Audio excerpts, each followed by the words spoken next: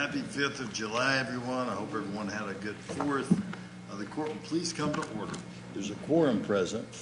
All the court members are present. All the legal notices have been posted, and the court's duly called. Is there a motion to close the June term? So moved. Second. All those in favor signify by saying aye. Aye. Motion passes unanimously. Is there a motion to open the July term? So moved. Second. All those in favor signify by saying aye. Aye. Motion passes unanimously. And the bailiff will please open court. All rise. Dallas County Commissioners Court is now in session for the July 2017 term. The Honorable Clay Lewis Jenkins presiding. Please remain standing for the invocation. And our invocation today will be given by a guest of Commissioner Garcia. Thank you, Judge, members of the court, and all our guests today. Today is going to be a fantastic, invocation. Is going to be given by Kieran Jackson, recently hailed by the Dallas Morning News as a powerhouse bass voice who takes command of the stage. Following his debut with the Dallas Opera, Mr. Kieran Jackson is a gifted musician, actor, and evangelist. He has dedicated his life to serving God through his gifts and talents. Mr. Jackson has been transported to opera houses, national singing competitions, conventions, theaters, schools, auditoriums, and houses of Christian worship and fellowship. The most important part of Mr. Jackson's life is motivational speaking. He wants to reach out to those in poverty, those whose parents are on drugs, and the kids that try to do better even though no one says, "Good job." He believes that if no one shows up for your dream, you still have to show up for it every day. He's currently writing his first book titled, "On Learning What My Parents Taught Me." Mr. Jackson is grateful for his gifts, how he came to know Jesus Christ, and how, in the end, he received love and learned how to love. Thank you so much, Kieran, for being here with us today, and thank you for giving us the invocation. God bless America, land that I love. Stand beside her and guide her through the night with a light from above. From the mountains to the prairies, to the oceans, wide with the foam. God bless America, my home, sweet home. God bless America, my home, sweet home.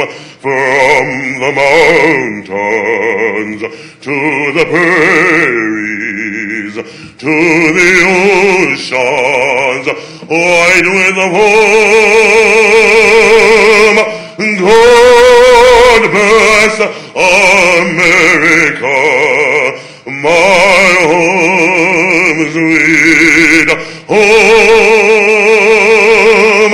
God bless America, my home, sweet home. For thine is the kingdom and the power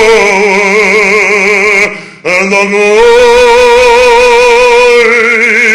forever.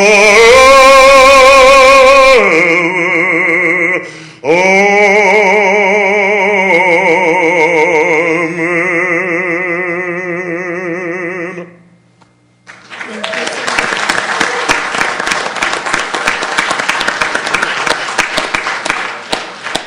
Thank you so much, Mr. Jackson. He's going to the airport to Romania. I wish I could go with him.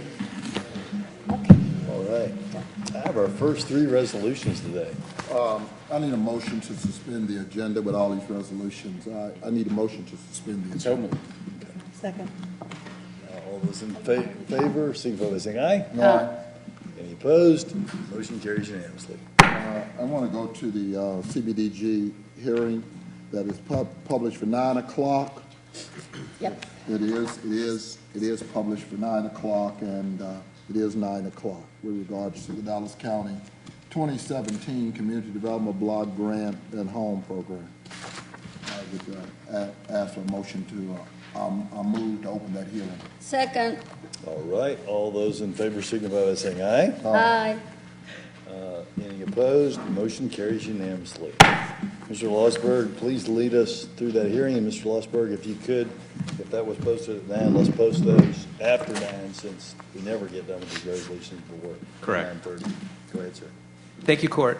This is the first of 2 public hearings that we'll be conducting over the next 45 days in conjunction with the CDBG Home Program. We have about $2 million of CDBG money that will be available October 1 and about $500,000 of home money that will be available at the same time. Those are roughly the same amounts as we received for the current fiscal year. There are 6 cities that are receiving funds this year under our program in accordance with policy. We've been working with them. They've submitted 7 projects for us to consider. In the information that was made available to the court and as part of the computerized system, we inadvertently left one of those projects off. It was a street project in Saxe.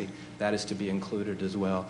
The public hearing notice that we published in the newspaper, though, a week or so ago, listed all the projects that are before the court or that are now being actively considered. So the newspaper had... It's correct. Oh, It's correct. Okay, It's just good. the material that I provided the court. Thank you, Mr. Lester. We were missing a project. We're also going to be proposing some reallocation of some funding from some existing projects.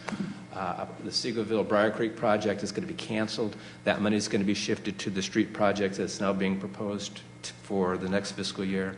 Same thing, Cockrell Hill is going to... Reallocated for the Armstrong Stafford. Correct. And then Cockrell Hill is going to be reallocating money for one of its water projects and put that funding towards the projects that are being considered right now, because that will help accelerate and expedite that project. What was the end of Armstrong? I didn't Stafford. hear the- Armstrong Stafford. It's a subdivision. It's a subdivision in Seagoville. In Seagoville. In Seagoville. In Okay. Seagoville, yes, ma'am. We will have one more public hearing. We're scheduled to bring this back to the court at the beginning of August for formal consideration. We'll also be holding a 14-day public comment period. So if individuals aren't able to necessarily attend today's meeting, they'll have the opportunity to formally submit comments to us, which we'll then bring forward to the court at the next public hearing. Happy to answer any questions anybody might have. Thank you. And has the next public hearing been posted? Not yet. Not yet. But it will be. And we will have that next public hearing on August 1st. Okay, aim for 10 on that, just so we're for sure done with whatever they've got before that. Thanks. All right, are there any public speakers? Are there any public speakers? Are there any public speakers? Hearing none, I'll take a motion to close the public So speakers. move. All those in favor signify by saying aye. Aye. Any opposed? All right. I know we've got perhaps judges here who have to get, and I don't see any. Criminal court judges. All Commissioner right, Price's great. Yeah, but office. I've got judicial management. Let's get back then to our resolutions and get our friends who've come down for those out, including our employees of the month.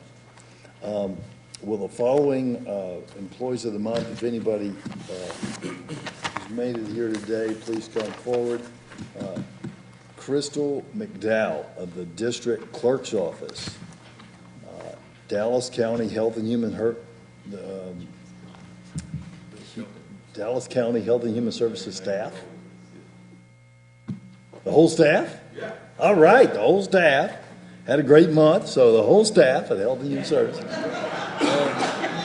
It's in the celebratory mood. Whether it's a typo or meant to be, it's a good deal. Good deal. Okay. Gazon Lagbara with the information technology, Shawnetta Wilkins Gant with juvenile, Stephen Henderson with Public Works, Tony Hernandez with the Sheriff's Office, Michelle Henderson with the Tax Office. And the resolution reads as follows. Dallas County employees are hardworking, dedicated, and play a vital role in achieving the goals and objectives set forth each year by the Commissioners Court. Y'all can come on in front. It's not like a Baptist church. Come on down. We're not, We're not going to try to baptize you or anything. Most employees perform above expectations and ensure that Dallas County continues to be regional leaders and the destination of choice for residents and businesses. And whereas the Dallas County Commissioners Court authorized the creation of an employee recognition program in 2012 to encourage recognition of dedicated employees who represent the best and the brightest of our workforce. And whereas the Dallas County Employee Recognition Program is consistent with the county's approved administrative plan, under which the county seeks to operationally be a model governmental entity. These employees represent the exemplar employee Dallas County hopes to recruit and retain. Now, therefore, be it resolved that the Dallas County Commissioners Court does hereby salute the following employees for being selected as Employee of the Month in June 2017 for their respective departments and offers best wishes for continued success at Dallas County, and I so move. Second. All right. All those in favor signify by saying aye. Aye. Any opposed? I vote no on IT nomination. Oh, all right. Well, do you want to just vote no on all since I'd have to separate that out? I just told you what I did. Okay. Well, the computer can't do it, though. That's okay. Okay. All right. All those, any abstaining? The ayes have it, 4-1. All right. Anybody want to say a word? Tell us what we're doing wrong? Tell us anything? You say no? All right. Well, thank you very, very much.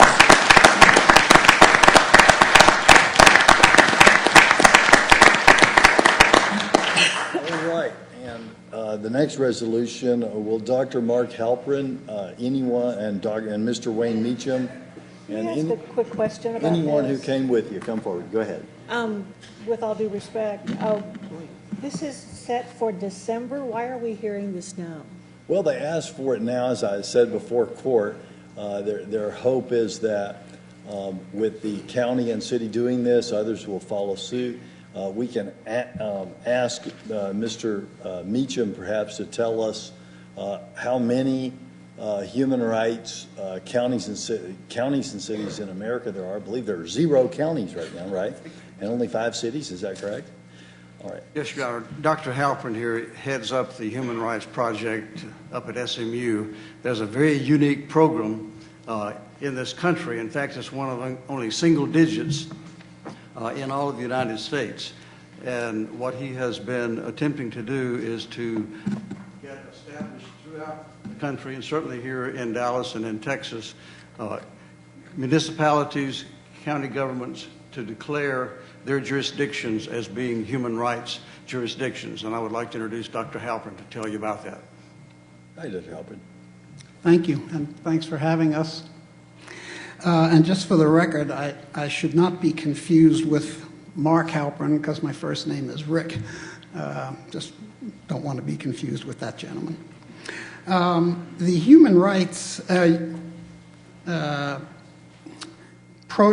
program at SMU is unique, and the issue today is Dallas will be the first county in the entire country itself a human rights county. So this is something that we should be proud of, darn proud of. And as you say correctly, there's only 5 cities that have declared themselves in writing a human rights city. This is to put our city on notice.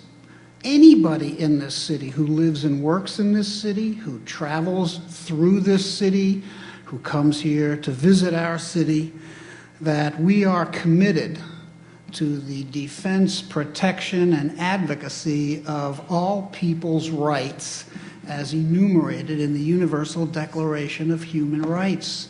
And the goal here is to help change the culture, that we want to get to a point where we can talk about human rights the way we talk about sports or politics. That human rights is not a fringe element. It's central to who we are as a people, beyond party affiliation. Human rights are applicable to everybody.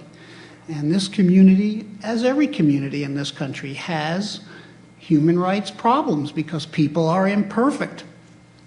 So we hope that by declaring the county, and the goal will be to come before the Dallas City Council so they too can declare the city on written record as supporting human rights and being prepared to really put itself in the forefront as a global city.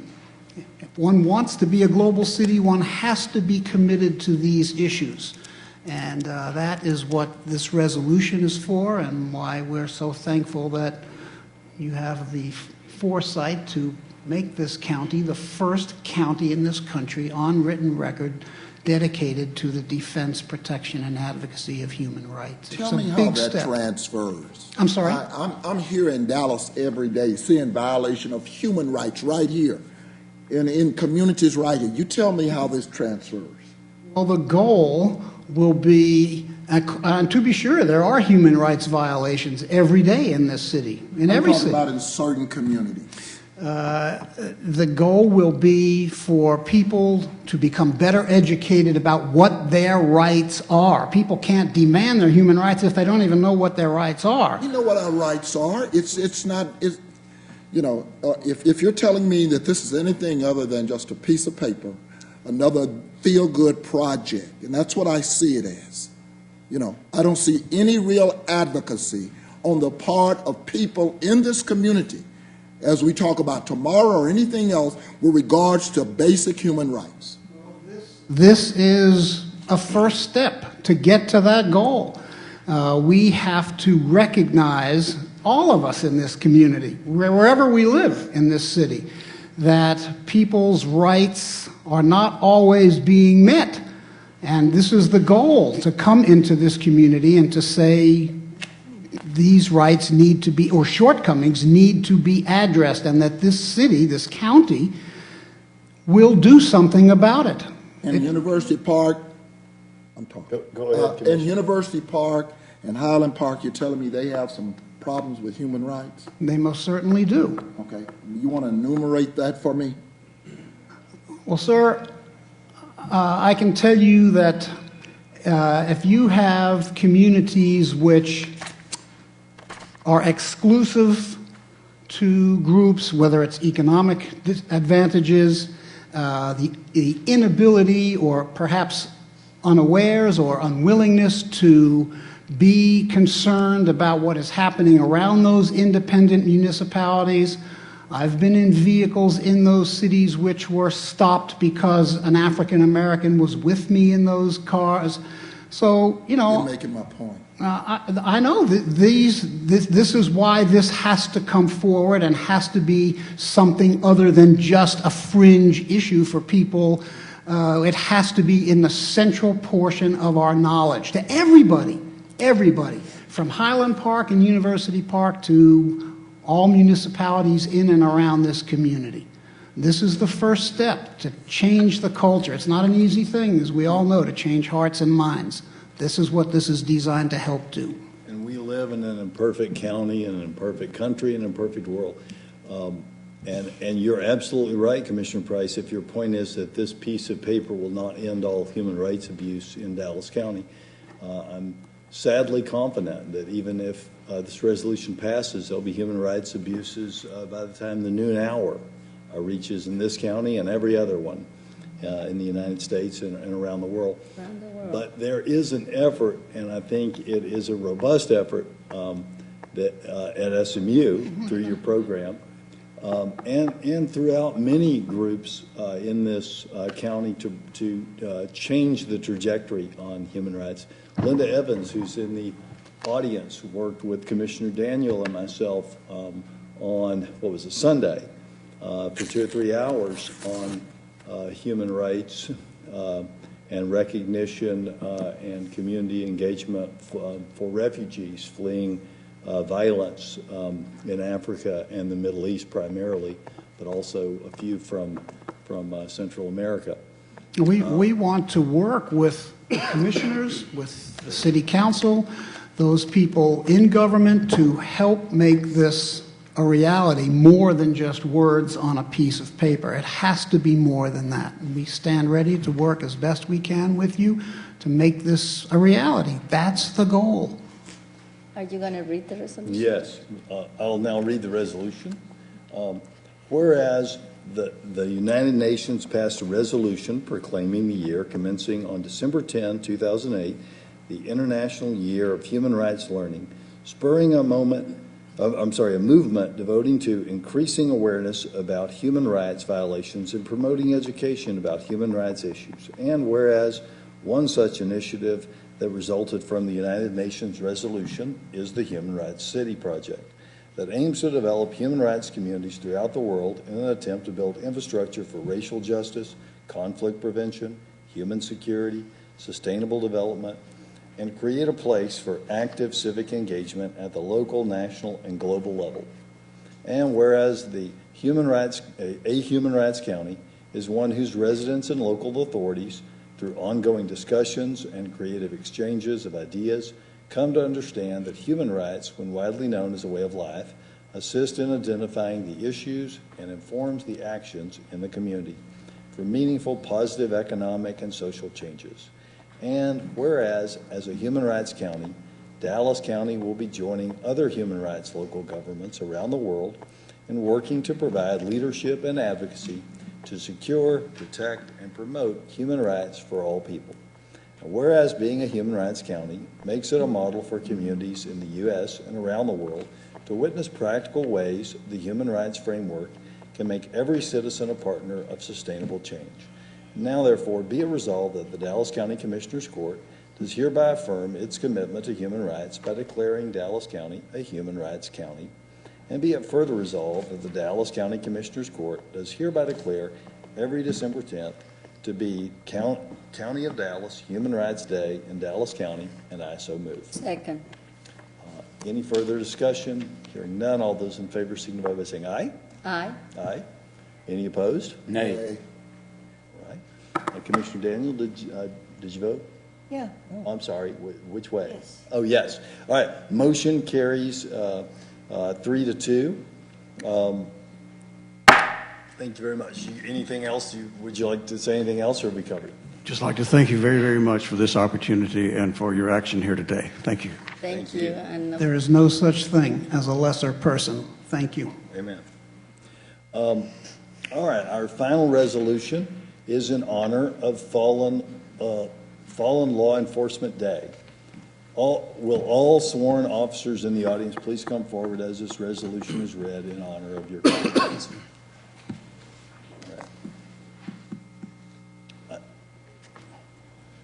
As they're making their way down, I will begin this resolution. Whereas the law enforcement profession is an inspiring, honorable duty in which men and women sworn officers are called to serve and protect communities.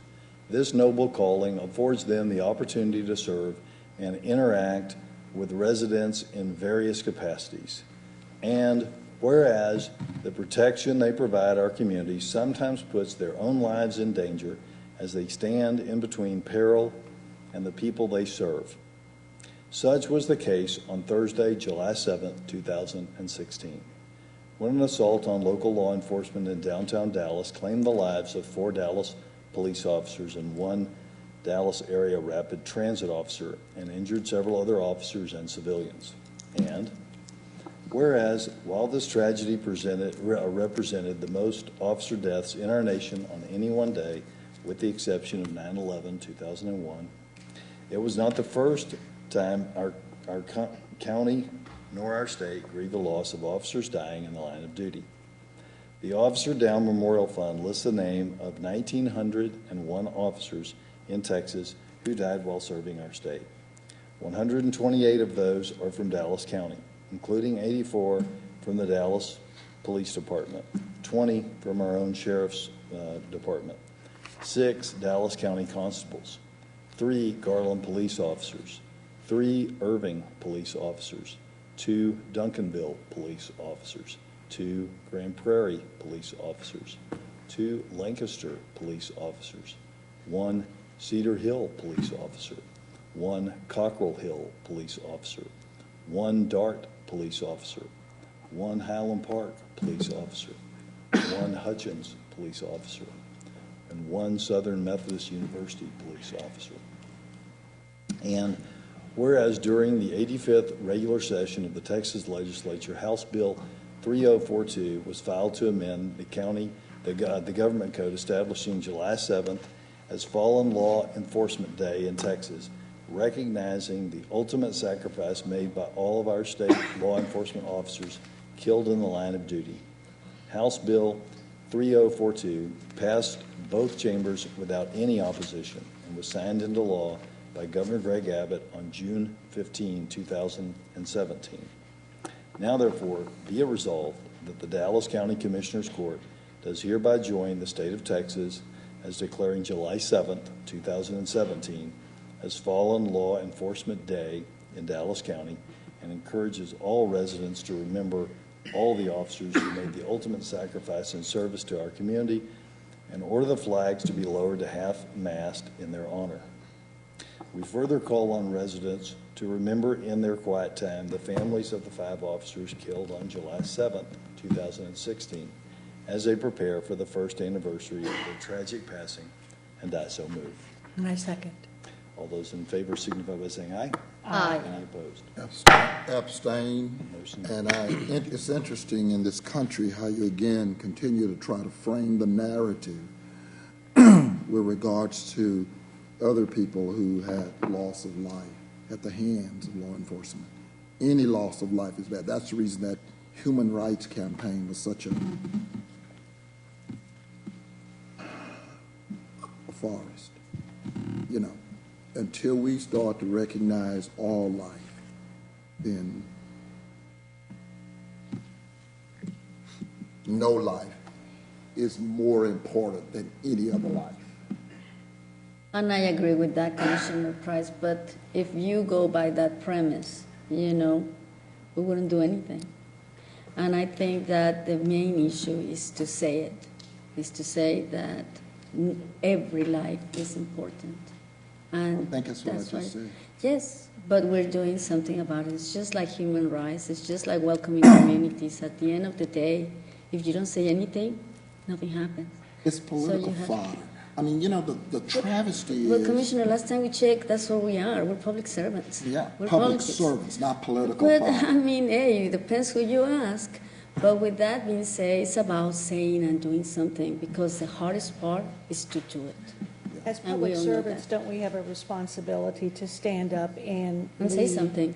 All the time, Those. all the time. Yes, sir. Not when it's All the time. politically expedient, Well, all sir, the time. I would like to think And what that the drove- 5 and of what us do drove- that. What drove the narrative, not justifying it, what drove it was the loss of life.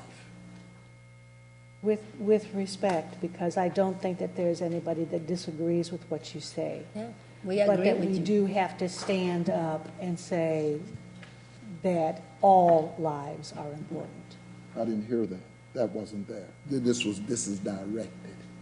Well, we can do another one that says that too.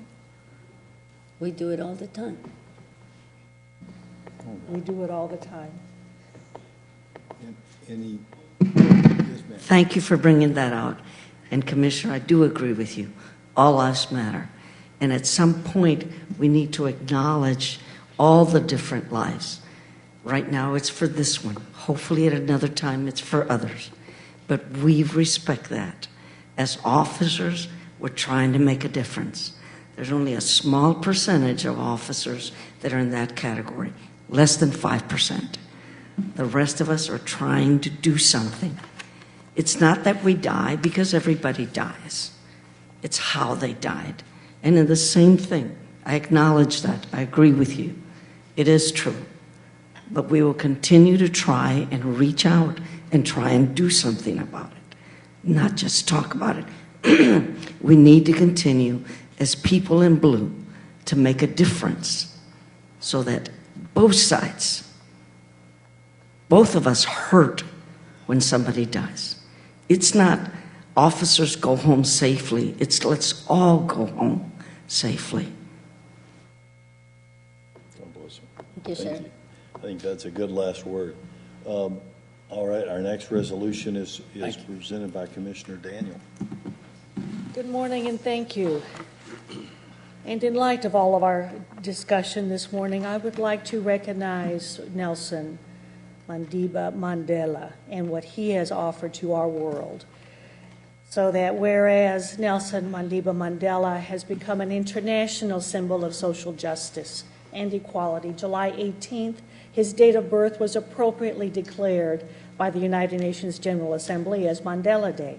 And whereas Nelson Mandela left a legacy of courage, perseverance, struggle, forgiveness, and public service, all with the aim of securing a democratic South Africa for blacks and whites. And whereas Nelson Mandela sacrificed his freedom for the ideal of a free nation, famously declared, "I have fought against white domination, and I have fought against black domination. I have cherished the ideal, a democratic and free society in which all persons live together in harmony and with equal opportunities. It is an ideal which I hope to live for and to achieve, but if need be, it is an ideal for which I am prepared to die."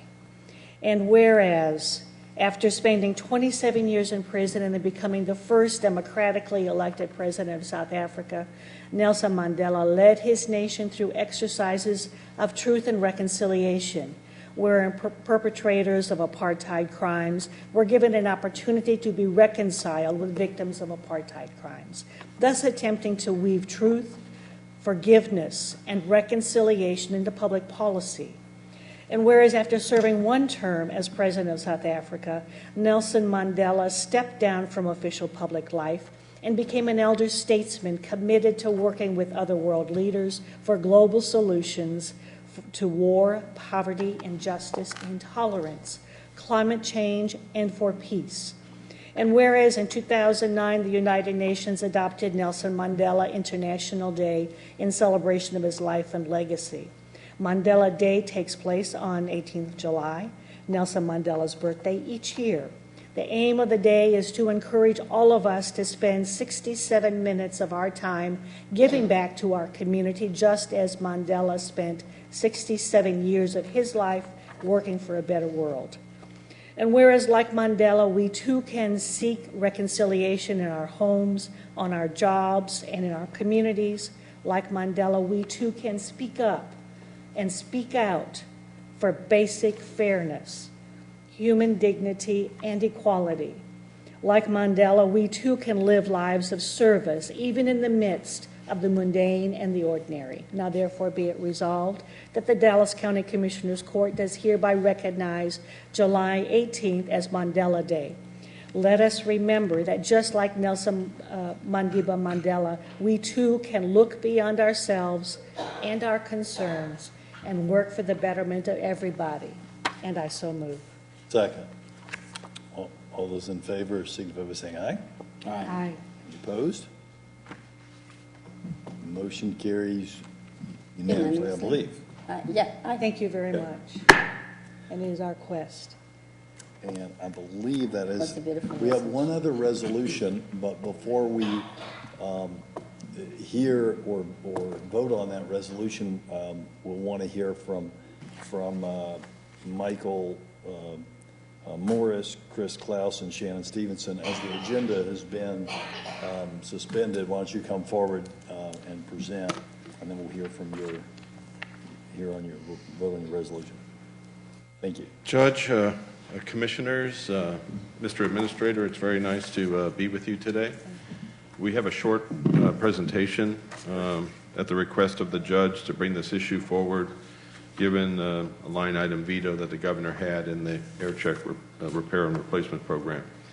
I'm going to give you the view from the Regional Transportation Council. Chris is going to give you the view from the air quality program he manages, because we have a whole 40, 50 air quality initiatives we implement in order to meet the air quality standard at the Regional Transportation Council.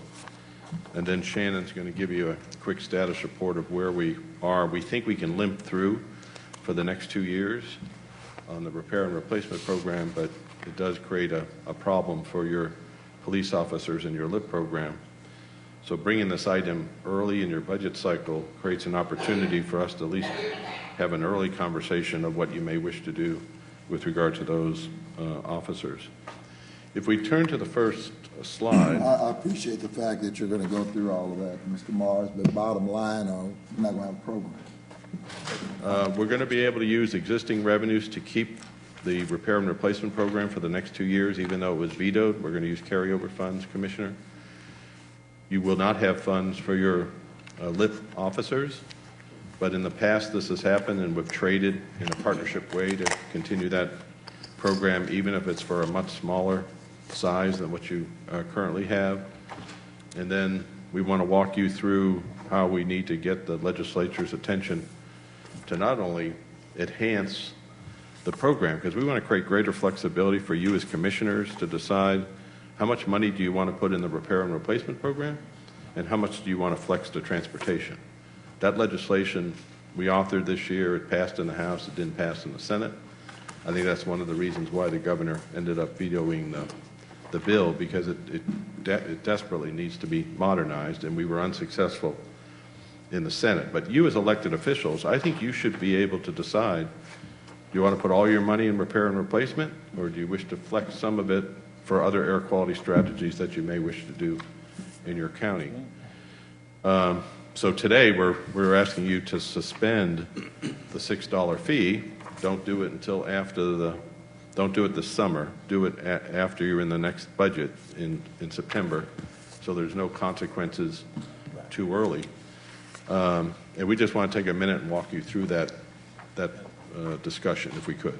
My question was, how are you talked about the funding of it and how you're going to be able to expend it. And I know that you're going to go into that. Yeah, we're just going to go through it quickly.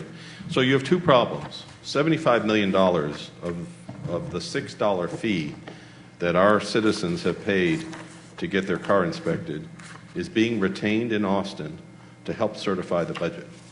$75 million for the region. Your share of that is about $30 million.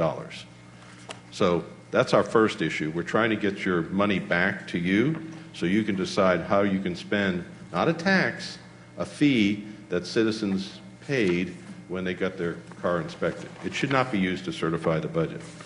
The second issue we face now is the governor having a line item veto on this program for the next 2 years. So we're going to be able to continue the program with current revenues, and Shannon will walk you through that. But if you do not take action, you're going to accumulate more money in this reserve with no guarantee we're going to get the money back, and it'll continue to be used to help certify the state budget, which is why the governor said counties may wish to opt out of this program and take the issue up with the legislature in the next session. So this item is to temporarily suspend, and staff is recommending automatically reinstate when the program is refunded from the state. So you'll suspend the $6 fee, but then when the program is reactivated, and we feel comfortable we'll be able to convince the legislature. Remember, it's not due to legislation, it's a line item veto from the governor's program. So if they do modernize the program as we suggest, I think we have a better chance to implement the program. The other reason why I think we're here relatively early, your question as elected officials should be, if we don't have to take action until September, why are we here now? Is because you have officers in the LIP program whose revenues don't have revenue for next year. They spent all their money. We didn't spend all the repair and replacement funds. So we stand before you if you want to create some sort of partnership for at least some of that program. There's no way we could fund all of the program. We stand ready to do so. We've done that in the past. But you keep saying some of the program, not all of the program. What does that? I mean, it's just so I don't know the number of employees you have in that program. I think it's about $1 million that's being used to fund the LIP program. Starting next year, the state of Texas has zero. Right. Exactly. So, we would ask, if you want us to help support that program, is for the county to go in and say, okay, we're going to have to get by in some form or fashion. What is the magnitude of that number? And then what we could do is to, put more money into transportation projects to help the county, freeing up your money to support that particular program. Because we do not want that program to go away because of the importance of those officers' work in cutting out what is fraudulent behavior. But you're asking me, you're asking me to look at my transportation dollars and basically do a sleight of hand. That's right. Yeah, and in terms of where we are, either non-attainment or where we need to be, I'm having a real difficult time. I mean, I'm already arm wrestling with myself with my transportation projects. So this is an issue for you five to decide, not us. No, I hear you. We stand here offering an option to you No, if you wish. I hear If you wish not to have that option, then you would have to There may be decide. discretionary funds that we might have spent money on a transportation project for Dallas County. Right. And instead of spending that money on that transportation project, COG can spend that money on that transportation project. We can use that money to do. So, Yeah, well, it's So I'm making a theoretical. and I hear you saying discretionary. well, Let's say Commissioner Daniel is overmatched. Yeah. Let's say Commissioner Daniel has overmatched a project 50-50, and she wishes to participate and make sure these officers can continue to do this. We could fund at the RTC, it would be based on RTC action, not staff action. We put more money into her project. That frees up her local money. If you wished to continue that particular program in some form or fashion until we can get back to the legislative session and try to get it corrected. And we have done it. We've done it in the past. Several projects, Commissioner. Yeah, I understand, but the challenges we now have with transportation is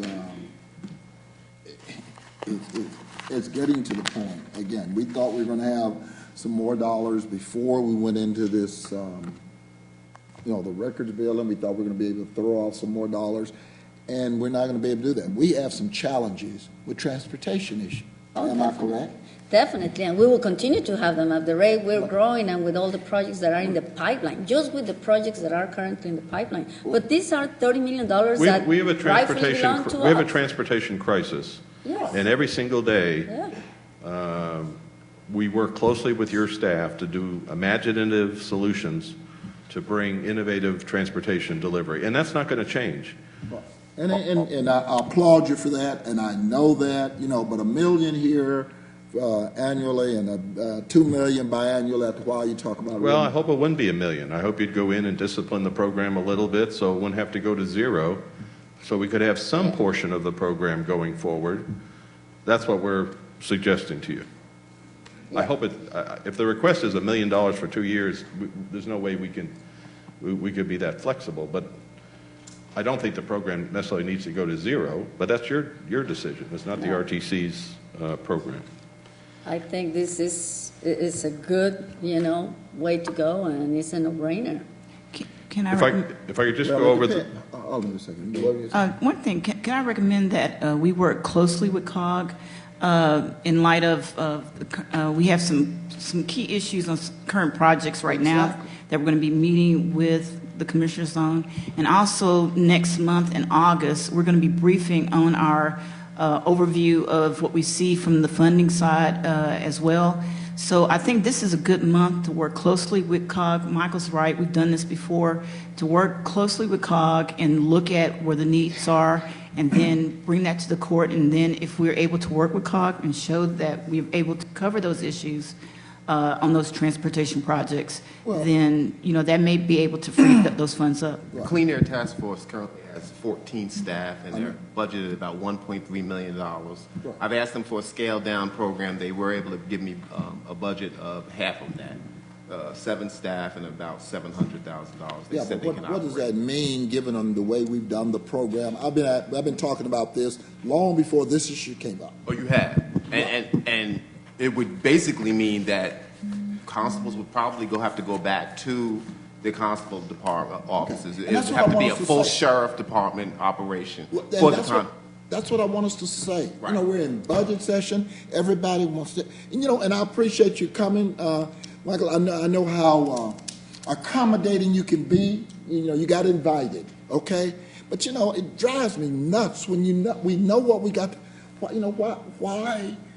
And staff and Mr. Morris hadn't gotten together and then bring us something to the court. Well, I'm not here as your budget advisor with Oh, I regard know. to this. I'm simply trying to articulate the timing.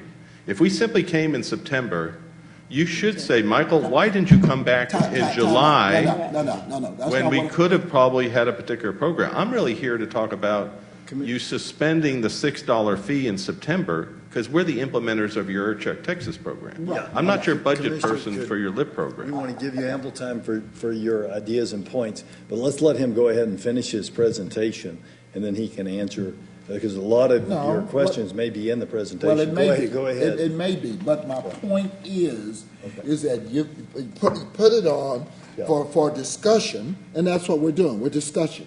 And number two, if in fact what we just put forth, and they've worked it before, why did staff and COG not get together and then bring it forward? They have gotten together, but please let him finish. That's not what I just heard. The reason why we have not gotten together to do that is we do not have a request yet. I'm simply introducing, Commissioner, the reason for us to come now is to see, in fact, do you wish to ask a request of us with regard to it so we could introduce it in the budget cycle? As every other county that is in the LIRAP program intends to do at their next, either has already done or is in the process of doing. Well, if the intent, bless you, the intent is for staff and COG to get together and then bring us something. Okay. So here's our intent. If we go to the next slide, our intent is to reinforce the fact that the Legislative Budget Board did approve the program for 2 more years. We were surprised that it got a line item veto. We worked on modernizing the program to give you greater flexibility on what you wish to do with regard to how much money you want to put in repair and replacement, or do you wish to flex money into transportation because of the crisis in transportation? And you can imagine, by you able to flex 10 or 20% in local match, you can then leverage that with federal money as part of that particular initiative. Turner got the bill approved in the House. Watson carried it in the Senate. We could not get the more modern bill approved in the Senate side, which led to the governor's vetoing of the program. There are implications of this.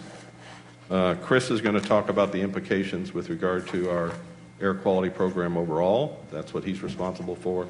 And then Shannon will walk you through how we can administer the program for the next 2 years so we can at least be in the repair and replacement business. And then we will wait to see if there's some interest in partnering with us or not on the LIP program. Chris? Good morning, Chris Klaus, North Central Texas Council of Governments, staff to the Regional Transportation Council. I'll just be very brief. When the legislature didn't modernize the program and when the governor vetoed the program, what did not happen was any substitution or any additional measures that we can help put into place. So by moving forward, what it essentially helps us with is we do have a commitment in our regional air quality plan, what's called the state implementation plan. The TCQ has already, the Texas Commission on Environmental Quality has already produced it. They've already shipped it to EPA. We're working and watching the current administration to see when the next round will be. Within that plan, there are some technical assumptions that's used on the effectiveness and the compliance of the I&M program in general. What the enforcement program does and what the repair replacement program does is ensure that those commitments, the effectiveness and the compliance rates are met. What we're seeing from your nationally recognized enforcement program, I call them ghost vehicles. There's just a lot of vehicles that circumvent the system. So I think that, in my opinion, the effectiveness and compliance rates are probably a little overestimating. Your enforcement program ensures to keep those, keep it honest and keep those rates without any questions from EPA. But did you use the word TCEQ, enforcement, in the same sentence?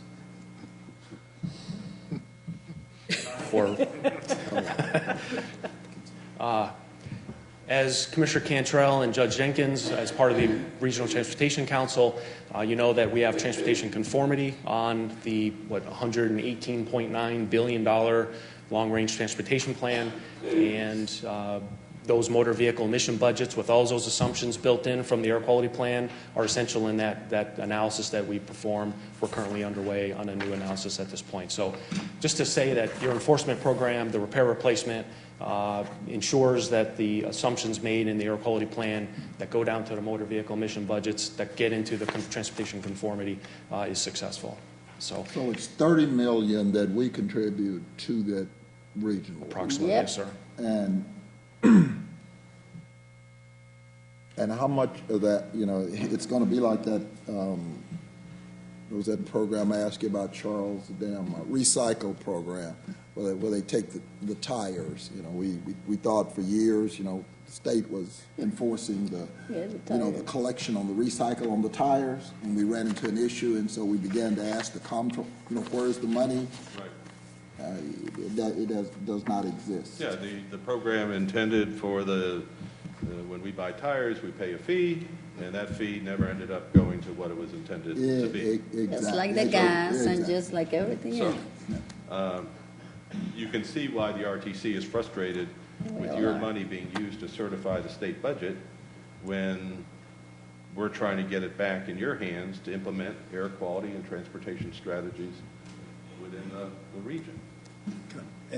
And one other thing that I don't know if we've made clear, at present, although we all plan to work on this, at present, the vendor that collects the $6 from the state is taking the position that it will take 6 months from the time that we let them know that we would like to quit charging our residents the extra $6 for them to stop charging the extra $6.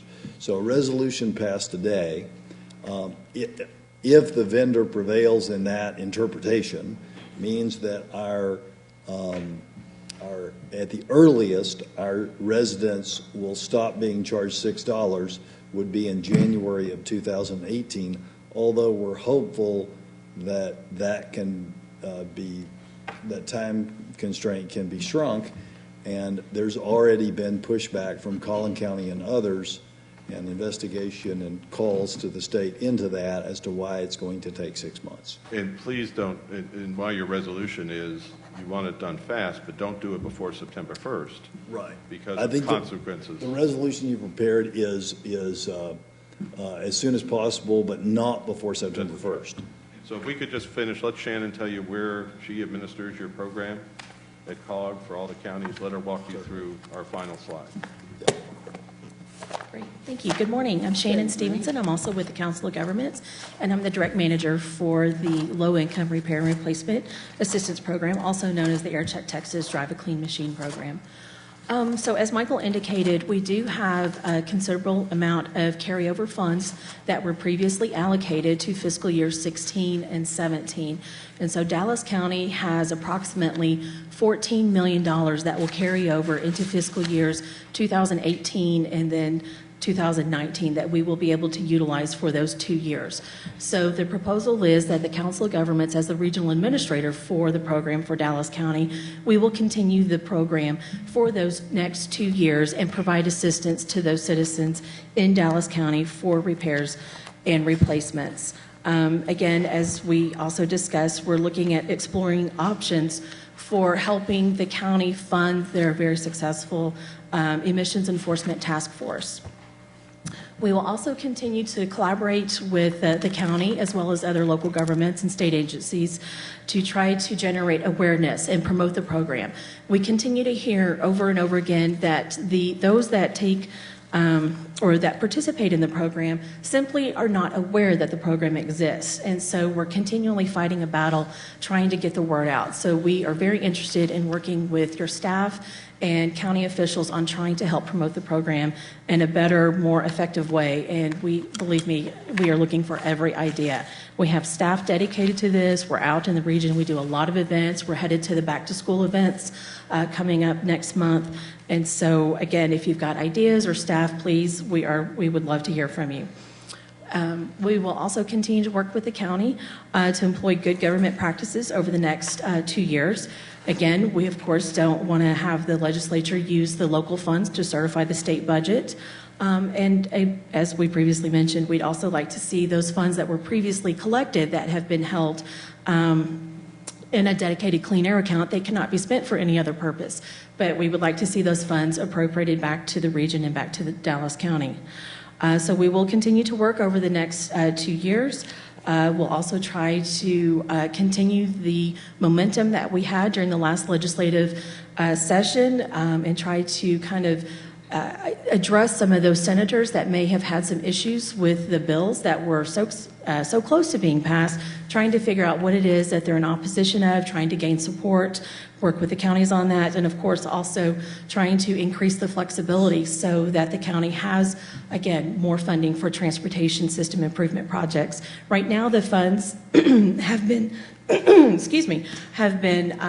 roughly appropriated at a 90% of the funds for the repair and replacement portion, and 10% have been appropriated for the local initiatives, or the LIP. So we're hopeful that we can move that needle a little bit and have it more of a 50-50 split so that the county, again, has more flexibility as we move forward on how to best spend those funds within the region. And I think with that, we'll entertain any questions or, I have a question. When you say ensure previous funds collected to be used, those are funds that are already held by the state, right? That's correct. There were 2 legislative sessions. I believe it was the 82nd, 83rd legislative session. They only appropriated about 13% of the funds that were being collected. So they held about 87% of the funds in the clean air account. And so there is still a large portion, as Michael had indicated, there's roughly $30 million of Dallas County funds that are being held that from those previous years that have not been spent for any other purpose at this point. Have we been successful in having the state return the funds? No, we have not been successful to date, Commissioner. I don't, a lot of times the legislature does not act unless there's a judicial direction to the legislature. I hope it doesn't get to that particular point. They have moved towards better good government budgeting. They're getting rid of this practice. They just haven't gotten rid of it for our particular program. So far we've been unsuccessful, but we think that this money is not a tax, it's a fee. Right. It's a fee that was collected by hardworking people in our region and in this county. Right. I think it's hard for me to imagine that someone thinks in good government they should retain that to certify the budget. Our attitudes haven't changed over time. It should be returned to this Commissioner's Court for you to decide the flexibility you want to implement that Go, program. Mr. Morris, go. And in the meantime, we're going to try to be innovative in some form or fashion to address the consequences of this Absolutely. action. Correct. When we have had 650,000 people in 5 years moving to the North Texas region, and we still don't get, not even the 30 million that we, as taxpayers put into those coffers, it's just crazy. So thank you, Mr. Morris. I totally agree. Any other questions for us today? You mind hang out in case one comes up? I'll read the resolution. We'll Go for it. Move for its adoption. So we should be done in a couple of minutes. Dallas County voluntarily, the resolution reads as follows. Dallas County voluntarily opted into the LIRAP, or Low Income Vehicle Repair Assistance Retrofit and Accelerated Retirement Program, on May 7, 2002. Whereas $6 from every onboard diagnostic test performed in Dallas County is collected by the Texas Department of Motor Vehicles pursuant to the Health and Safety Code, Section 382.202, and the Texas Administrative Code, Section 114.53, and distributed to participating counties for implementation of LIRAP. And whereas the 79th Texas Legislature authorized a portion of LIRAP funds to be used by participating counties for local initiative projects, or LIP, including emissions enforcement programs, which Dallas County has implemented since 2005 utilizing LIP funds. And whereas Dallas County considers LIRAP and LIP an important air quality initiative that is included as part of the weight of evidence in the State Implementation Plan, or SIP, and also helps the inspection and maintenance program achieve overall compliance and effectiveness, which factors into modeling emissions reductions in the SIP and transportation conformity. And whereas the 85th Texas Legislature considered several bills to modernize and increase flexibility of LIRAP and LIP, including giving local government more control on how to best spend the available funds. And whereas the Texas governor vetoed funding for LIRAP and LIP for fiscal year 2018 and for fiscal year 2019 on June 12, 2017. And whereas the Dallas County does not support the state legislature using LIRAP and LIP funds, which are collected from fees at the local level and considered dedicated revenue, to certify the state's budget. And whereas pursuant to the Texas Administrative Code, Section 11464, a participating county may opt out of LIRAP and LIP by providing written notice to the Texas Commission of Environmental Quality. Now therefore be it resolved that the Dallas County Commissioners Court does hereby request the Texas Commission on Environmental Quality to temporarily suspend the collection of the low-income vehicle repair, assistance, retrofit, and accelerated retirement fees in Dallas County as soon as possible, but not before September 1, 2017, until such time as additional funds are appropriated to Dallas County. Be it further resolved that the Dallas County Commissioners Court does hereby plan to continue to operate the low-income vehicle repair, assistance, retrofit, and accelerated retirement program, utilizing previously unspent allocations through the last day of the legislative biennium in which the fee termination date occurs, August 31st, 2019, and continue operations in the preceding biennium with newly appropriated allocations, and I so move. Second. All those in favor signify by saying aye. Aye. Any opposed? Motion carries unanimously. Thank you, Mr. Morris. Thank you, Mr. Morris, Mr. Klaus, everyone, for coming down for a great presentation. Again, I appreciate the presentation. I just rather you get with staff because we're dealing with budget. All of this, I think we understood. We understood this when Mr. Reed brought it before us several weeks ago. What does the resolution accomplish? I mean, strategically, we're still there. I just want you to get with staff because that will determine what we're going to do with clearing a task force, number one. Number two, it'll depend on what we're going to do with budget. We have a long record, as you know, Commissioner, working closely with this county, and we'll continue to do so. And thank you. Thank you very much. Can I have just a moment of privilege? First of all, I want to recognize Jacob Horner. He's in the audience today with his father. He's a Boy Scout, and he is doing a government assignment. So he is here with us today. Jacob, good to see you. I hope you enjoy what we're doing here, working for you. Thank you. And also, Judge, today is Officer Lewis' last day with the county.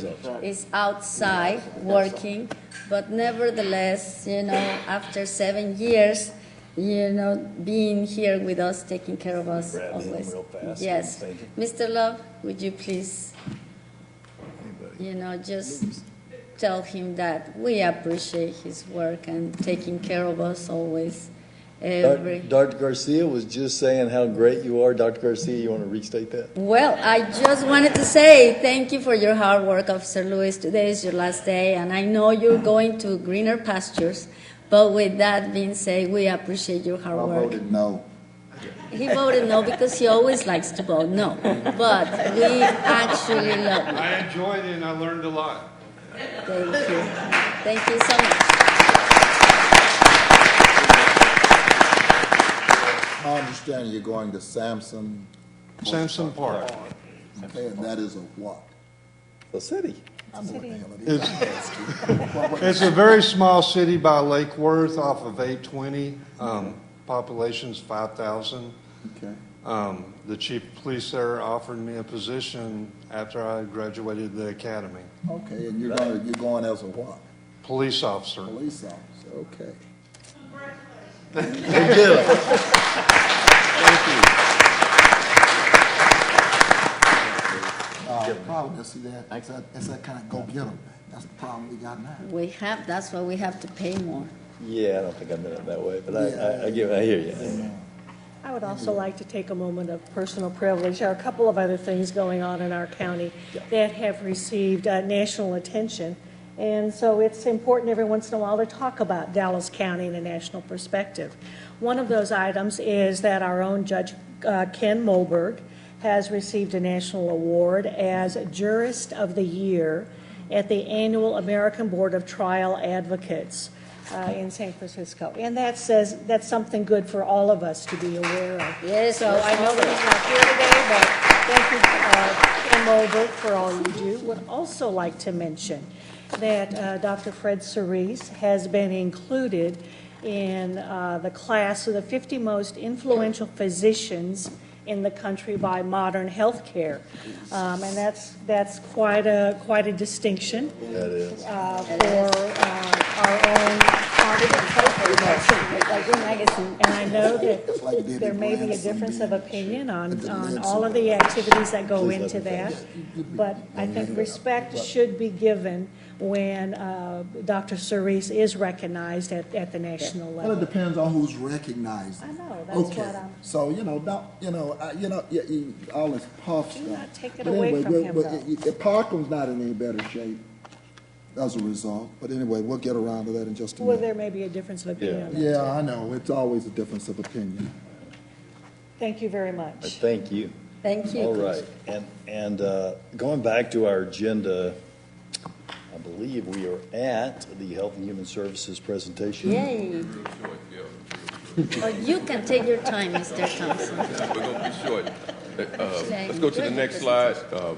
You've already received the information. Again, 4Ds. You already know there's no vaccine for humans, only horses. Let's go to the next slide. That says it all. Well, I just wanted to make sure we're clear when everybody asks what is Dallas County doing. Let's go to the next slide. You got your surveillance report. Let's go to the next slide. That's the human rights report. And I'm going to give it to, I got the top doc, top nurse, Tamara. I'm going to turn it over to the top doc. Thank you, Director Thompson. This is a chart here. It's a visualization of 2017 mosquito season compared to 3 previous mosquito seasons where we had high incidence of human cases. As far as July 1st, CDC week 26, to date we've had 58 positive traps. Previous year as compared to 2012 being the benchmark, we had 80 at this similar time. Back then and last year 150. As far as human cases to date, we've had 0. At the same time in 2012, we were up to 4 human cases at that time as far as West Nile. Next slide. Tamara's going to give us an update on the Zika. We have 1 confirmed Zika case for 2017 and 2 dengue for 2017. So lastly, we have, these are the cities that have received the mosquito repellent. We'll go to the next slide. These are the cities that have received the mosquito dunks, and they will be giving it out to their citizens. Go to the next slide. I want to thank the city of Grand Prairie. We're on the ground. It's canvassing, doing work in terms of making sure that our residents are engaged in discussions around Zika. And so you have our MRC volunteers. Tamara heads that division in terms of our MRC volunteers. They did a great job on a Saturday, working all day, doing activities, going door to door, walking, physically walking, and that's what it is on the ground. So I want to commend our Medical Reserve Corps, Tamara, for being the division chair leading that, but of course the city of Grand Prairie for their legwork and going out and recruiting the residents to participate in what we would have to do in a Zika outbreak. The key point is that we would have to canvass an area, and that is a door-to-door, and that's why it'd be labor-intensive. That's what they had to do in Cameron County. That's what they had to do in Miami-Dade. And so we wanted to, again, commend the city of Grand Prairie. Top Doc, also want to mention that we've not had any human cases to date in terms of West Nile virus, but I think we need to make sure we give another warning because that's still looming. So I just want to make sure we're clear. We know that the West Nile virus is circulating in our community. As of July 1st, Saturday, week ending 26, we've had 58 confirmed traps. So that virus is definitely circulating. It's just a matter of time where we expect we might get individuals presenting to doctors' offices and emergency rooms, et cetera, with that are symptomatic, but nevertheless keep in mind that the vast majority of West Nile virus infections are asymptomatic. What does that mean? Mosquitoes are here. We know that we need to take personal responsibility and use insect repellent, look for standing water, also check on our neighbors. We need to also practice heat precaution because this is summertime. So unfortunately, things, we can get sick in the summertime because of mosquitoes as well as heat. So everyone stay well hydrated, and let's continue to enjoy living in Dallas County. Thanks. One last thing, we're getting ready for back-to-school immunization. I want to remind Dallas County residents, we don't need anybody to invite us. We already have enough immunization services going on. We're already booked. So I know we get a lot of emails and requests, but we have our standard immunization clinics. Our clinics run 500 per patients per day doing back to school. So it doesn't matter how many Saturdays we spend, they're going to still come to Dallas County Health and Human Services. So if you see that we turn them down, that's because no matter how many you do in terms of outside activities, they're going to still come to Dallas County Health and Human Services. We're still the only walk-in immunization clinics that are available for Dallas County residents. City of Dallas has, 1.2 million plus residents. We have new residents coming into Dallas who may not be familiar with the immunization schedule. So right now we're encouraging as we get ready to go, this is July, as we get ready to go into back to school.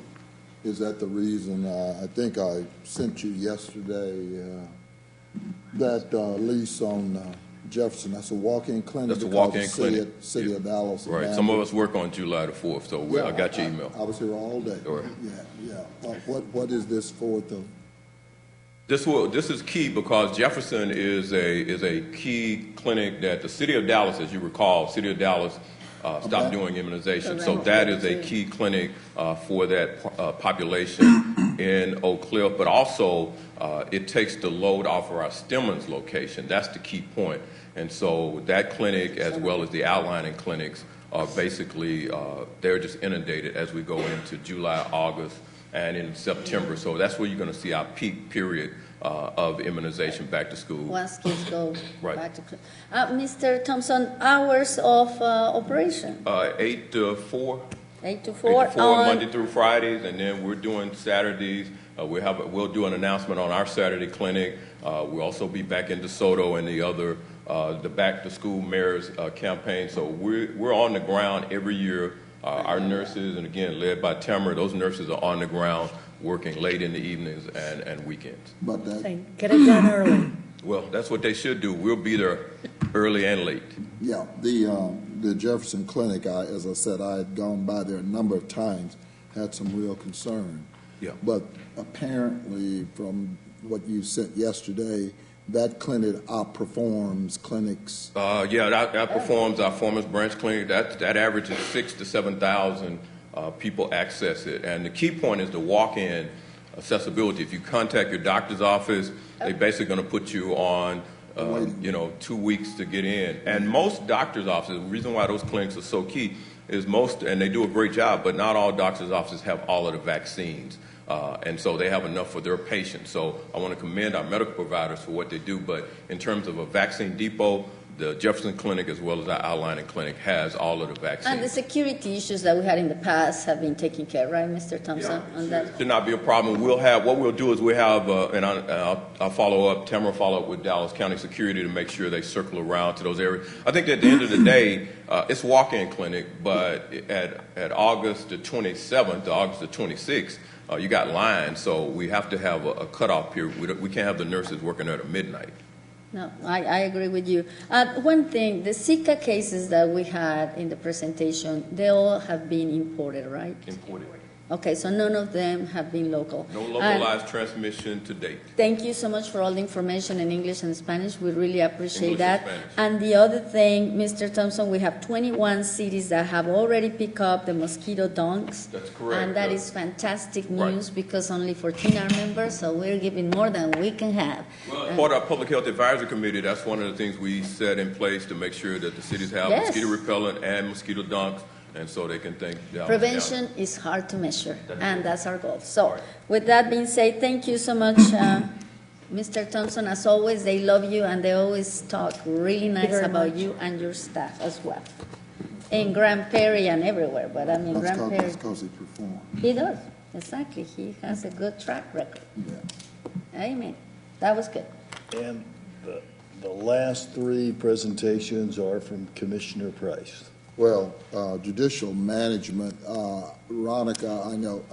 Yeah, I know. I sent Ryan all the emails yesterday, and But I understand that you're still trying to get into Odyssey with regards to juvenile. Okay. Okay.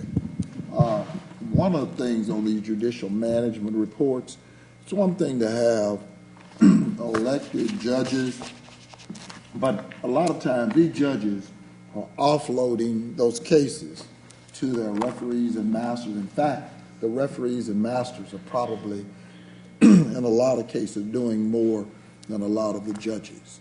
And so I want that report taken and purged in such a way that we can make that determination. I've got a committee that's talking about what is the, complexity, if you will, of the cases. And so there's a lot going on here that the judicial management report is not coming forward, especially in the juvenile department. And of course, we're going to deal with that with juvenile budgets, with the number of individuals that are there assigned to these courts. I did get the Keita Dickerson report with regards to divert courts all over this county, and especially in the juvenile, in terms of what I'm calling, what they're calling best practices. And so I'll have more when the court when we deal with that. The Parkland complaints, I'm gonna deal with during budget. I've got a litany of them, and I don't know how many people stream this or whatever. I don't know why I wind up with all of these complaints on my campaign website. I would think that the email for the county would be a lot more accessible than the dadgum campaign, but I'm wind up going out there, transporting them in here, and then pushing them over to Parkland or whomever. So I don't know why that's more accessible, I guess, than the county email. Is it hard to navigate, hard to get in? What is it, Rodney? To send to you? Yeah, I'm just saying. It should be pretty straightforward. It's just a standard email address. So it should be easy to get to. Are they blocking them or something? Because as I said, I'm Should not be. We can check and see if there's a filter on there, but it should not be a filter blocking complaints coming in. Okay.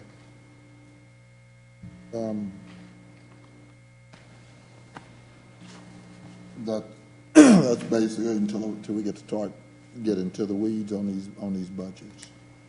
I'll move the consent agenda. Second. All right. All those in favor signify by saying aye. Aye. Any opposed? Motion carries unanimously. I have to let Lord catch up. Catch up on that, but we've got one other presentation. We've got a special legislative session coming up, and we've got a presentation from Charles. By Mr. Reed. Let's go ahead and get that. Oh, that's going to be fun. I'll try and make this as brief as possible. There are 20 items on the special session call. We are monitoring 5 of them. 2 of them we believe to be linked, and that's property tax reform and school finance reform. You can't address property taxes without addressing school finance, so hopefully those 2 will be linked as far as the legislature is concerned as well. The other one has to do with revenue caps and spending caps. Revenue caps we've talked about a lot. Spending caps we haven't talked about a whole lot. It is a de facto revenue cap by simply capping our spending. The only problem with a spending cap is most of our spending is driven by the state. And to give you a good example of this, when we had to transition from North Star to NIPA, we had to put in somewhere between $4 and $6 million just to make that transition. Right. If we had a 3% spending cap, that'd be 0.5% of that.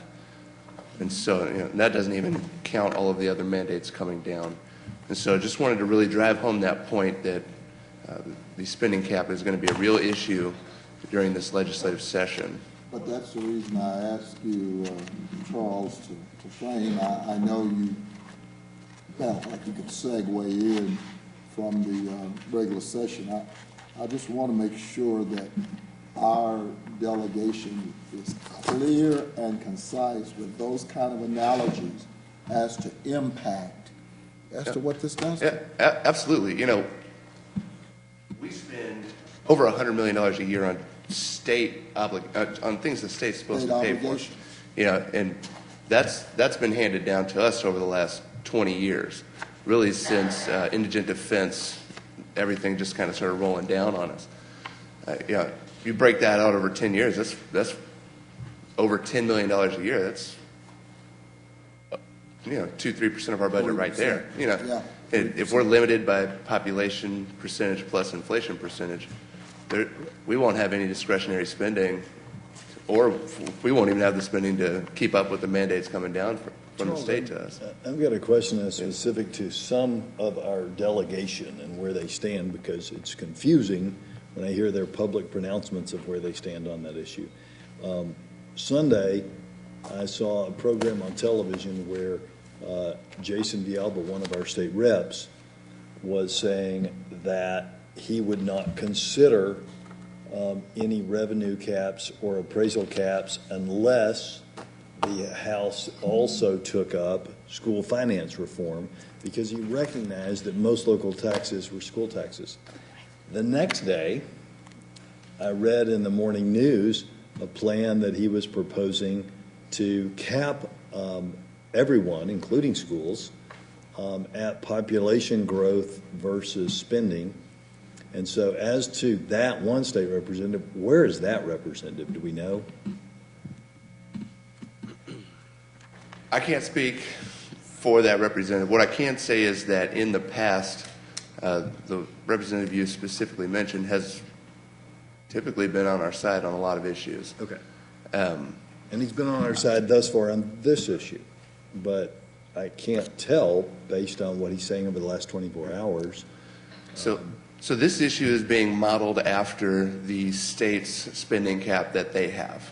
You know, the state's capped based on population plus inflation. They do not have a revenue cap, which means that when they can't spend all the revenue that comes in, it just goes into the rainy day fund. Unlike the state, we have to balance our budget, which means that if our spending is capped at 3%, so is our revenue, because we can't just let it go into reserves. Just to be clear, what they're proposing includes schools. There would be a cap on what schools can spend, but and they're now proposing that, but not proposing to send enough money to the schools to actually fund education for every child. Is that what I'm hearing? Yeah. The spending cap does apply to schools. It does or does not? As far as I know, it applies to all local governments. So then and that would include schools. Huge departure from where we were last week. But I don't understand. I mean, that's really got school trustees. I'm worried about the county, and I'm worried about framing the issue so that our reps understand from a county perspective. Okay, I mean, you can talk about that and the fact that we're all married. I want to talk about. I want to stay in our lane. Right. Our message is that 20% of our budget, somewhere around there, is for state obligations. These are functions that the state is supposed to do that we spend money on. Indigent defense, CPS appointed counsel. And that's what we need to continue to press.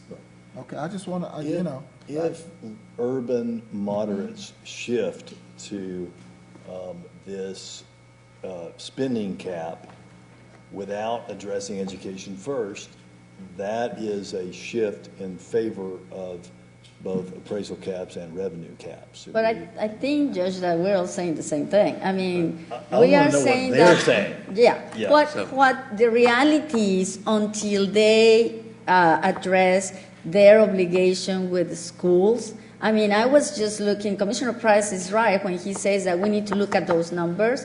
Mr. Reed, you and I know, we had talked about this, during the last 10 years, the Texas legislature has raised the school tax obligation by more than $700 during 10 years. So, I mean, that tells you that unless they fund education, Commissioner Price is right, ours stay the same. You know, theirs have been raising for education. Unless they cover education, we can reduce all we want around here. It won't make a dent for the regular taxpayer in Dallas County. Period. So I think that the legislature's priorities can be summed up by the order in which the governor put the items on the agenda, and school reform was in the top 5, and so was teacher pay, but revenue and spending caps were not. So, you know, these talking points from the ALBA over the last 24 hours may not represent a shift amongst our moderates in Dallas County as to how they want to address funding. I think that the focus is going to be on school finance reform, specifically in the House, and the Speaker has already said that the two issues are linked. Thank you. Thank you. Thank you. So you will send us, Mr. Reed, this, you know, something for all of us to know. What are our speaking points when we go to the legislature? Absolutely. I'll prepare speaking points for all 5 court members that shows the impact of a revenue cap, appraisal cap, and more specifically, the increase in school property taxes over the last 10 years and how it's affected our citizens, so that you all can share the same message that I'll be sharing as well. In 2 recent town hall meetings that were well attended, that came for, and of course I did it with Senator West. My meeting was with Senator West. I think we need, as I said the other day, generate, you talk about talking points, generate to the delegation so it's clear and concise with regards to where we are still, okay? Will do. Thank you. Thank you. Thank you, Charlie. Okay. Sure. All right, and our next item is the bids. Is there a motion on the bid? So moved. Second. And Okay, hold on, let me go back. all those in favor signify by saying aye. Aye. Any opposed? Motion carries unanimously. We have already done our community block grant hearing, so this takes us on to our court orders. Is there a motion on court orders M1 through 45 and addendums 46 through 54, pulling 41 at the request of staff and pulling 43 and 53 for a separate vote? Why staff pulling 41? Tell me why staff is 41 is pulling 41. ATM. Dan, is that ATM? That is ATM. Why is staff pulling? Yes, sir. I had spoke with the county treasurer, Ms. Pauline Medrano. We're going to revisit the scoring criteria as well as the scope of work to verify that it's Revisit the what? the scoring criteria, the scoring elements, the weighted elements. Well, what do you mean revisit them? We're going to look at the scoring of the financial stability and cost, and we're going to re-verify if there's any revenue generating possibility in this contract, because I don't know if that's captured in the solicitation. And bring it back next quarter. That's correct. Well, wait a minute. So somebody got an epiphany or something about me. What the hell? Tell me what's going on. Well, there was we received a phone call with discussions. Sure. From, Let me help with that, Sure. since some of those phone calls for me. So Ms. Medrano and I visited, and we both want to see, to the extent possible, low cost for the people that need to use cash machines in the county buildings, but we don't want to see fly-by-night operators Excuse me, did I miss something? Is it we got fly-by-night people putting in these machines? we don't know, sir. We don't know because we. Well, no. Is this part of the bid contract? Yeah, did I miss something? Are y'all changing the bid? No, sir. We're going. What are you doing? We're looking at the scoring criteria of the RFP process. Got it right. Well, but who bid it? I mean, it's not like Alan Clemson ATM bid it.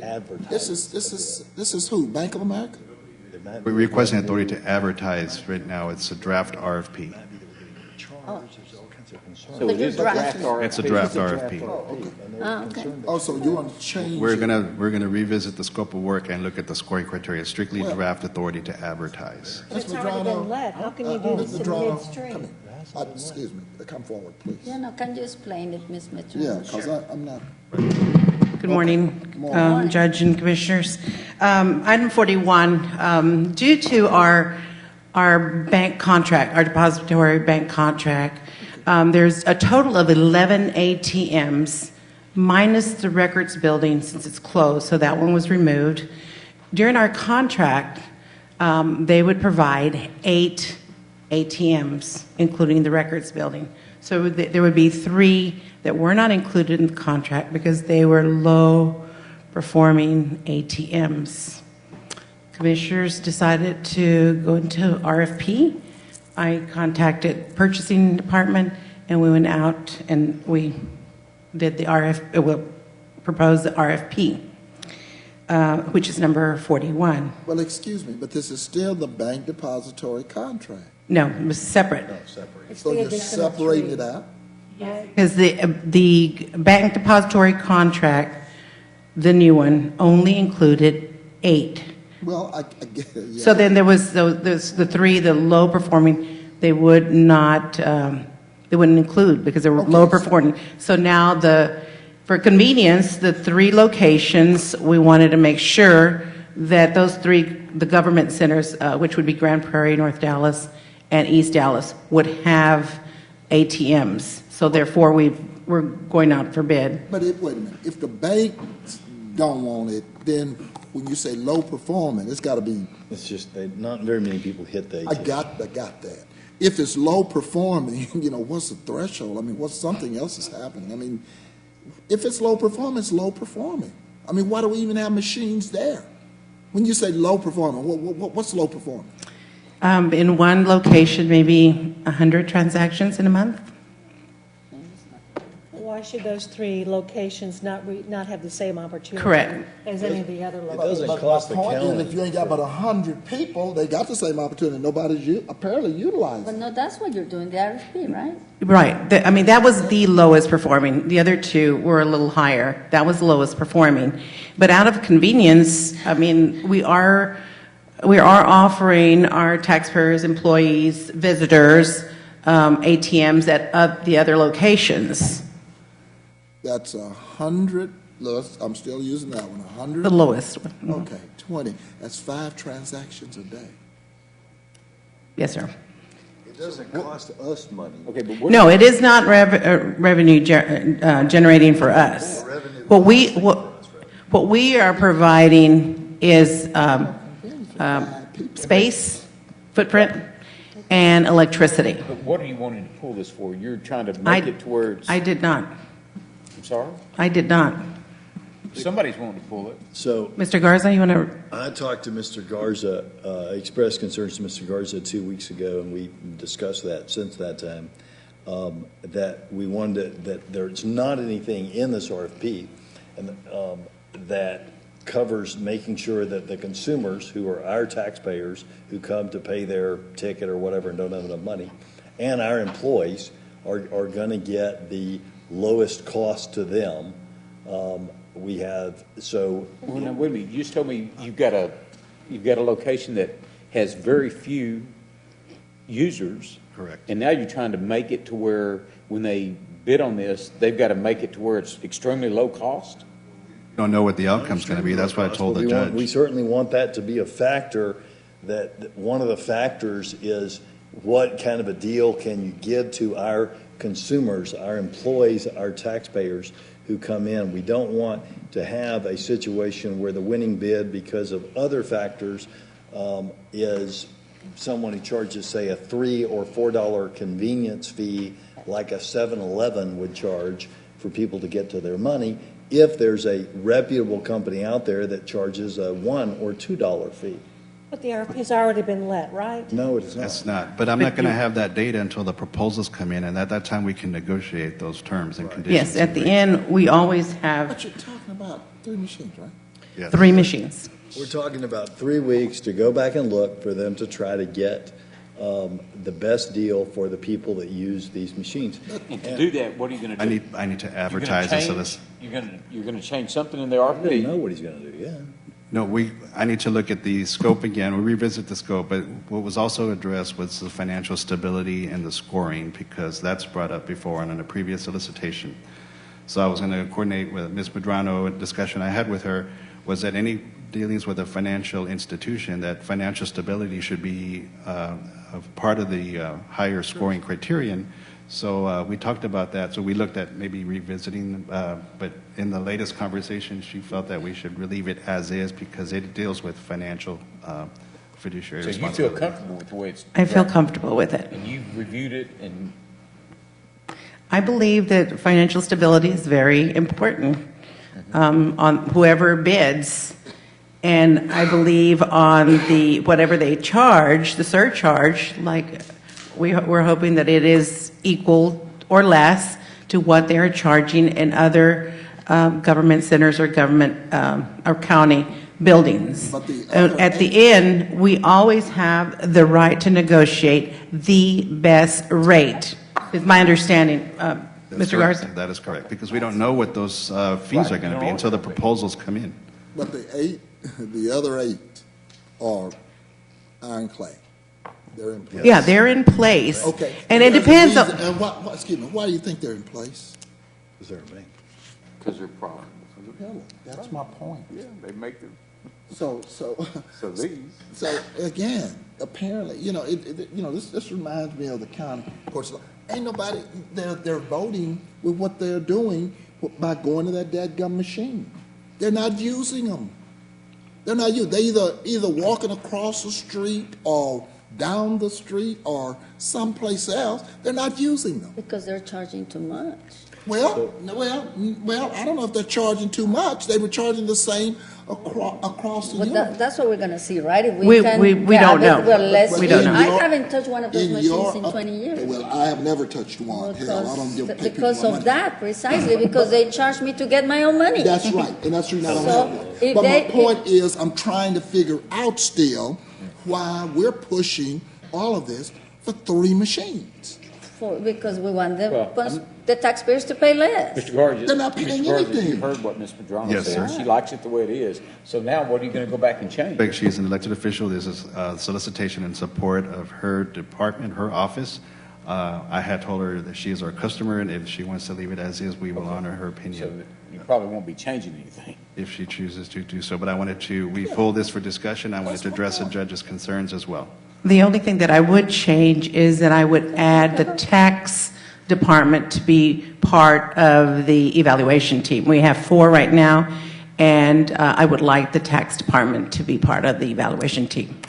Okay, great, let's do it.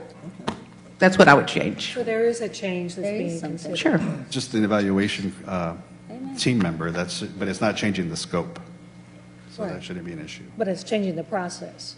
No, ma'am, other than adding an evaluation team member. So you're changing the process. And we want to look at, before we bring it back, things that we could do to try to get the best deal for the people who are using the machine. Understanding that, for instance, Bank of America may have more, may or may not have more financial stability than a bank with 11 branches throughout the Metroplex. I don't even know who that would be. But we're probably talking about banks and financial institutions. In all likelihood, all of these folks are going to have pretty good financial stability. One concern I have is that if we put a large weight on financial stability and we score that in such a way that, say, Bank of America gets 10, and that's 40% of the vote or 20% of the vote, and Bank of Inner City Bank or Comerica or somebody gets a 3, then that may be, the deciding factor. Well, it won't be judged because the larger banks aren't going to bid on this. That's exactly right. So I don't see how you even get there. But going to look at this issue, what I'm hearing from some court members, I think, is why are we pulling this? Why don't we let this go through? There are concerns about it that have been expressed. What I heard when we talked about yes, by me, and when I expressed concerns about the fact that over a 3-year period we were going to spend for one well-known parking attendant company, parking lot company, an extra $500,000 over the low bid parking lot company. What I was told is, well, that should have been addressed at the very beginning of the scoring, which is where we are now. So trying to address these things at the very beginning, trying to get our taxpayers and our residents the best deals at the beginning. We can't really have it both ways. We can't not discuss it at the end because we didn't discuss it at the beginning, and now that we're trying to discuss it at the beginning, say there's no need to have a discussion, we shouldn't pull it. I think we let staff do their work and bring it back, and I'm confident that they'll If staff bring would have back- done it, that was fine. Doesn't sound like staff. It sounded like you had the concern. Yeah. Well, if a court member has a concern, that this is the time to bring it up according to purchasing. So I just want to make sure you're okay with this. I find it a bunch of bull, but are you okay with it? I'm absolutely okay if we can just do it at the next court and add the tax department to be part of the evaluation team. If there is a bank that, we don't know, to bid, and folks have, accounts at that particular bank, there's no charge. Right. Let's And go. you keep talking about the one in East Dallas and Grand Prairie. What's the third one? North Dallas Government Wait, Center. wait. North Dallas? North Dallas Government Center, Grand Prairie Government Center, and East Dallas Government Center. Wait, folks, in North Dallas ain't using it either. They use it more than, They're using it more than the East Dallas Government Center, but What, they're not using it either? because they charge too much. they're one of the lowest. Yeah. one of the three lowest. Yes. Like, Yes, sir. you get a money away. I understand. Believe me, I'm clear. They use it more than, Yeah, what- we don't have any money. Okay, thank you. Right. So is there then a motion on corridors M1 through 45 and addendums? Or are you- was there already? Was there I'm- already a motion on that? There's not a motion. Okay. There's Is not a there a motion? motion on corridors 1 through 45, addendums 46 through 54? Yes. Pulling Ms. Medrano. 41, 43, and 53, Oh, and 13? and 13. 13 and 52. And why I sent a deal out yesterday, Rodney, with regards to 15. I am not, it said amended. I saw what Mr. Victor wrote back. I am not, this is a body shop. And I'm trying to figure out, I've asked about costs associated with this. Definitely there are higher costs than it was before. So I'm trying to figure out what's going on. So is that a request to Number pull it? 15? Or you just Yeah, want? I'm not, because it said amended, and I was wanting to pull it, so I'm just asking, did he say? Commissioner, the amendment is because the contract number changed for the state, and so we had to change that in order to pay this invoice. So it's strictly about paying the invoice? That's what this is about. Now, the cost for going through Robert Half has gone up. Well, no, it's gone up significantly. Well, they've also increased staff by 40%. The previous vendor had 2/3 the staff, and we were suffering from desktop support because they increased staff from 14 to 21. And so they've been addressing the issues with desktops. That's part of the reason why this has gone up in cost. But this particular item is not for that. That was agreed to at an earlier time. This is just to clarify the contract numbers so we can actually pay the invoices. Now, long-term, we're looking at other options for perhaps bringing these individuals in, but we're working on that as a separate item right now.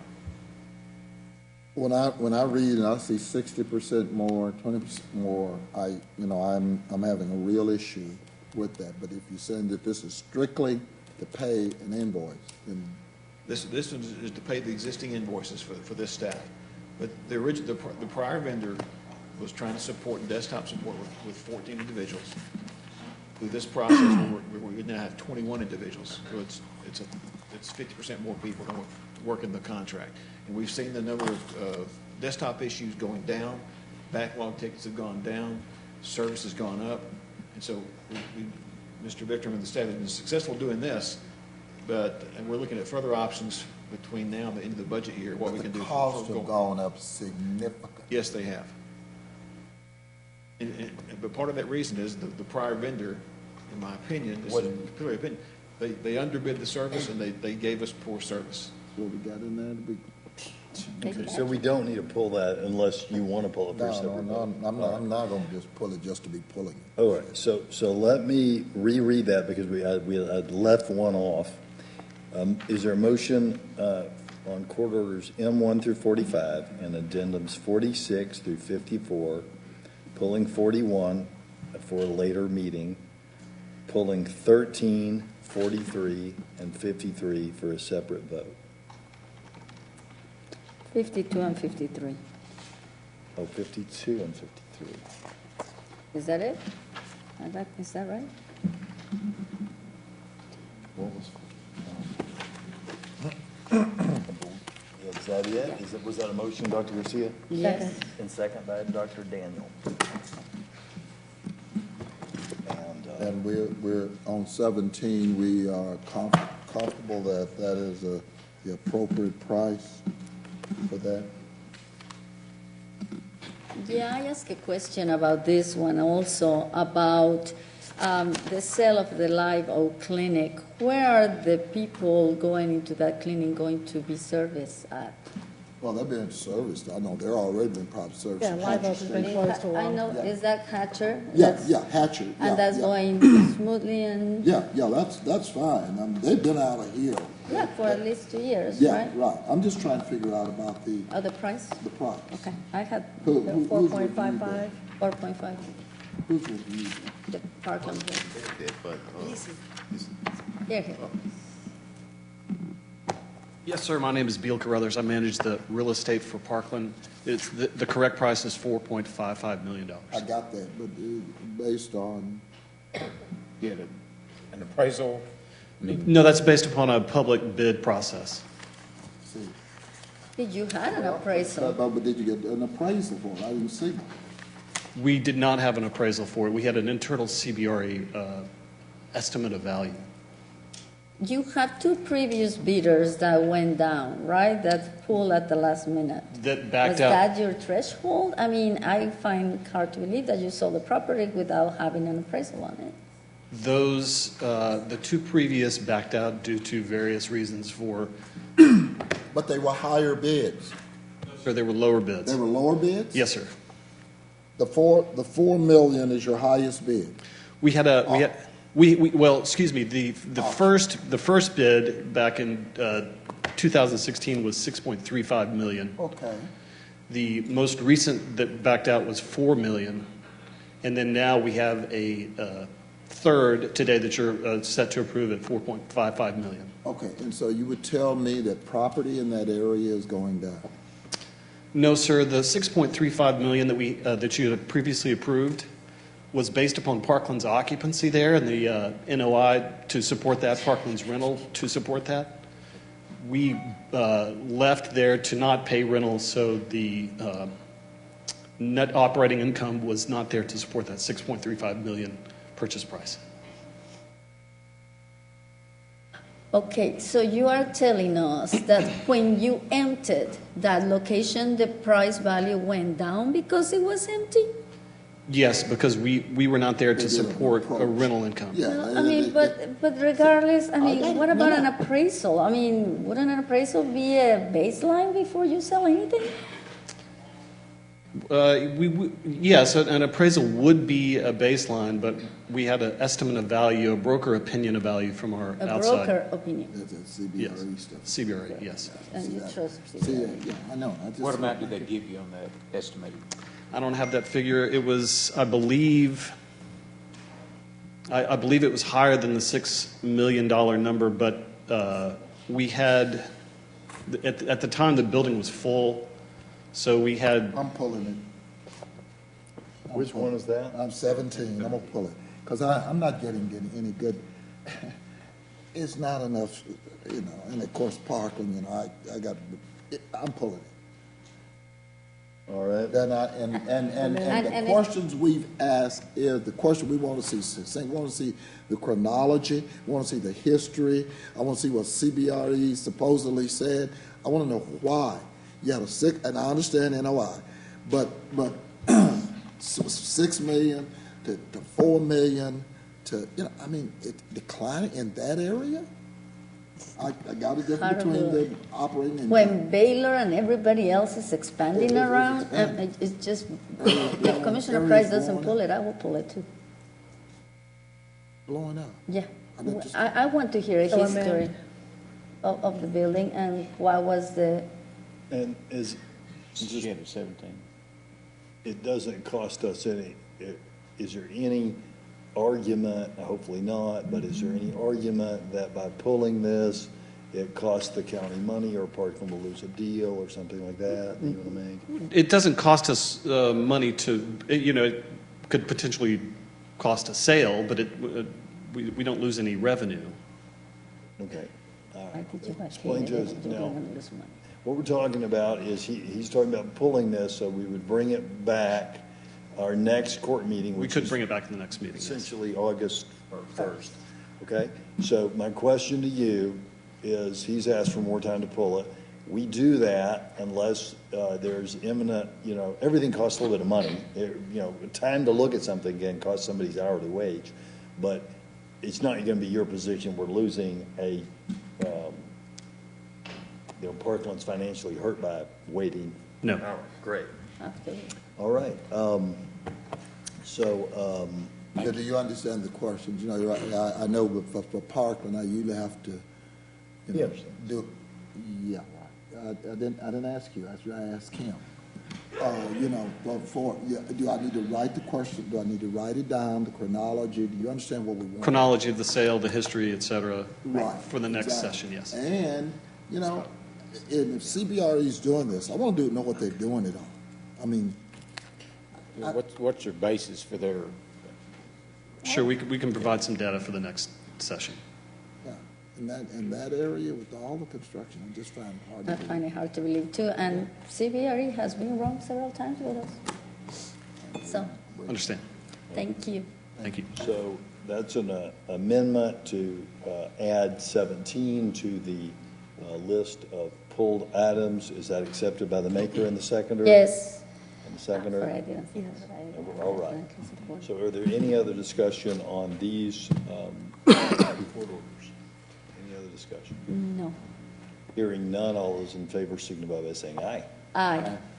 Any opposed? Motion carries unanimously. move court order 13. Second. All right, is there any discussion on court order 13? All those in favor signify. Second. It's already been seconded. Has it been seconded? Yeah. All those in favor signify by saying aye. Aye. Aye. Any abstentions? Me, I abstain. All right.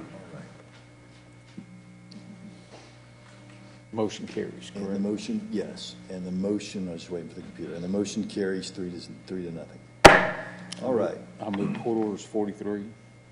all right. If we, I think 43 and 53 are, Do them separate. oh, all right, that's right, because of the computer. 43, it has been approved. And I would like to propose an amendment to just do this contract for 1 year. And I second that amendment. Okay, hold on.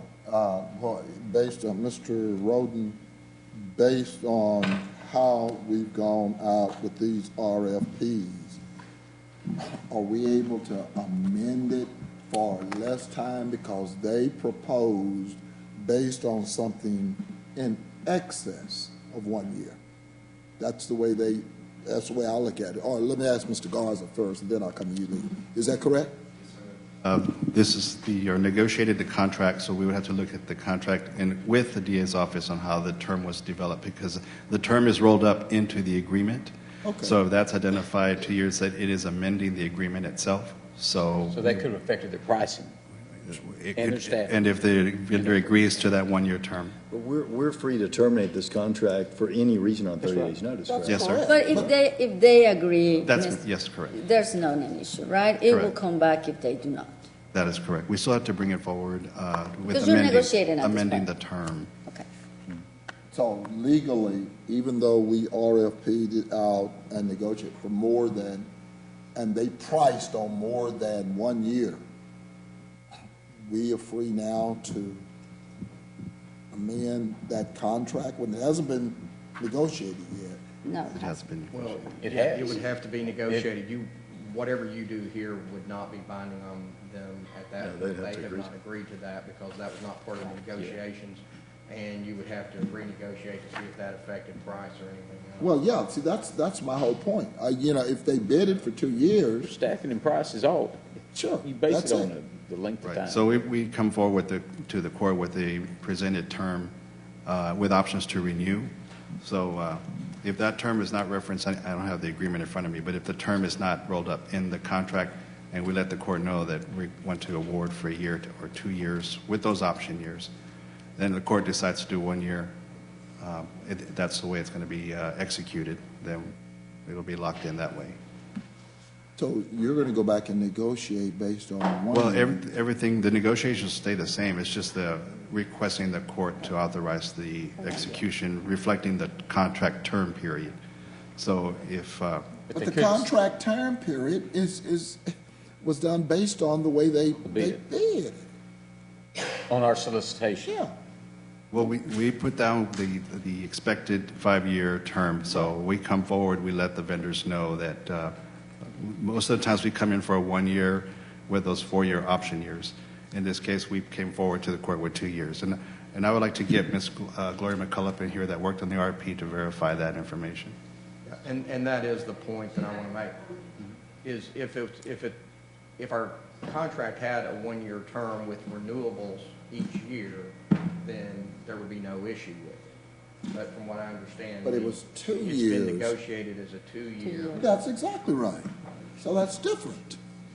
Yes, it's different. Here she comes.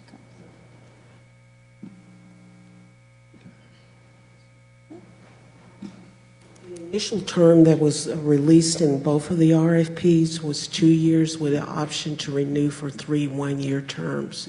The vendors' proposal, the contractors, when they submitted their proposal, all 8 of them, or 10, 8 to 10 of them, all noted that the solicitation was for a 2-year term. When we had the pre-bid conferences for the vendors, we all stated that the term would be 2 years up front with the option to renew 1-year terms. You are correct when you state that the contract we have the right to terminate the agreement with a 30-day notice. That's in all of our contracts. One of the things we wanted to do, and that's based on working with facilities management, purchasing in the court administration office, is that the janitorial contracts were coming up too often. The 1-year term, we needed to stabilize it. 2 years, all of our RFPs, if you look at them, the initial terms are 2 years, and we're just going to be consistent. We try to be consistent in all our contracts going forward. Unless the departments say that they want a shorter term, we initially write them for a 2-year term. That's when the companies start making some probability, and also after 2 years, they'll know whether or not they want to renew this contract, if it's a loss to them. That's my point. They bid it based on 2 years. It was initially, in the bid solicitation, the RFP that was released by Commissioner's Court said 2-year term. So the majority of this court, I think, was very clear that there was grave concerns about the quality of the cleaning, about rats, about roaches, about complaints. Not present. Okay, not present. We haven't had those issues in a while. They cured them. Let's go one at a time, shall we? And that's what I'm doing. Okay, That's what I'm I not said. done. But are those You issues? go ahead. Are Talk, those issues? and then when you're done, Was those issues taken care of? Based on, Commissioner, you know that a lot of buildings around here are being renovated. When you do that, especially down at the Frank Crowley building, whenever you have any movement and construction in this building, we get invaded by roaches and rats.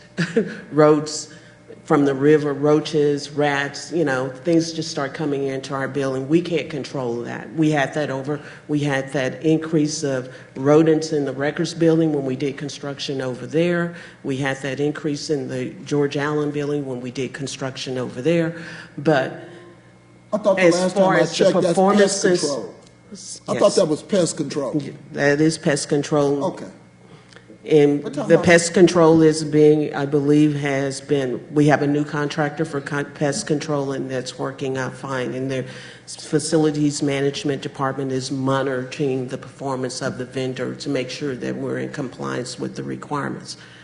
However, the 2-year, again, we go back to the 2-year term is because we want the vendors to stay in here for a longer period of time.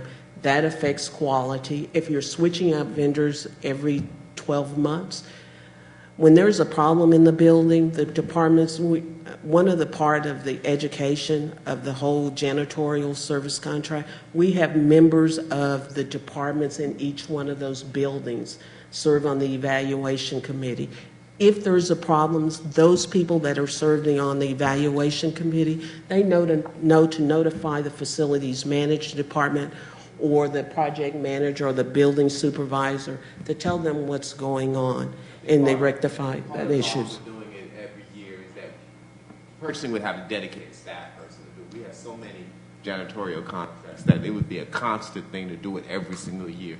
And that's why we work with them to do it over a 2-year period with the 1-year renewals. And it's not, I don't believe it's Dr. Garcia's proposal, and it's not my second, that we do this every single year. We just need to get it right.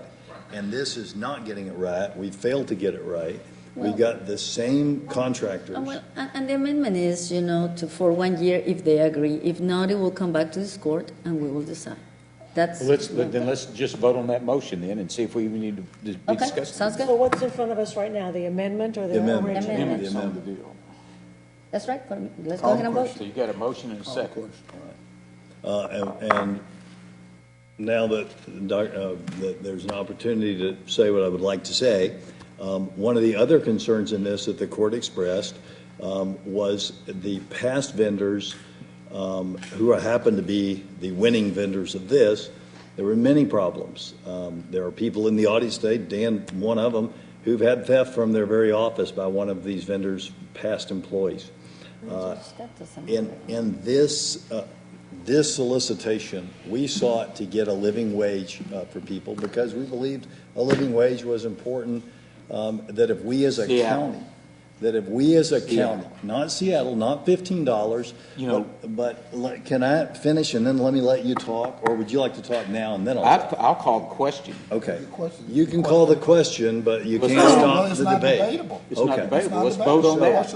I called the question. So let's vote on that, Judge. You've had your opportunity to speak. I would like to speak, and I'm the chair, and I'll speak, and I'll let you speak. Not on when the question on the Robert's rules, when the question's called, the question's not debatable. Vote on the question. Vote on the question. All right, and so we talked Vote about. on the question. We talked means about. No, we're gonna keep on. No, you can beat that all you want to. Call the question. All right, so we talked about. Call the question. We talked about a Call the living question. wage. Commissioner. Call the question. The question's been called. I allowed you to speak. We're not going to have a situation where you speak and then you say, call the question. When somebody and else your friend asked the question, says, he said, call the question, and I said, and I agree. Okay, Call the we're question. going to let people speak. No, not when the question is called. Yes, sir, we are. No, we're not. Call the question. Yes, legal. No, sir. The question's been called. No, The sir. question's been called. Okay. Are you done? The question's been called. So. The question has been called. Commissioner, Mr. I've Roden, heard Judge your. Roden, when the question is called, is it a debatable issue? To call the question to end the debate is not debatable. Okay. A motion to amend is debatable. Right. Okay. But you vote on the question. You vote on the call of the question. That's correct unless 2/3 That's right. votes that it's debatable. That's on right. that issue. It stops the debate if it passes, correct?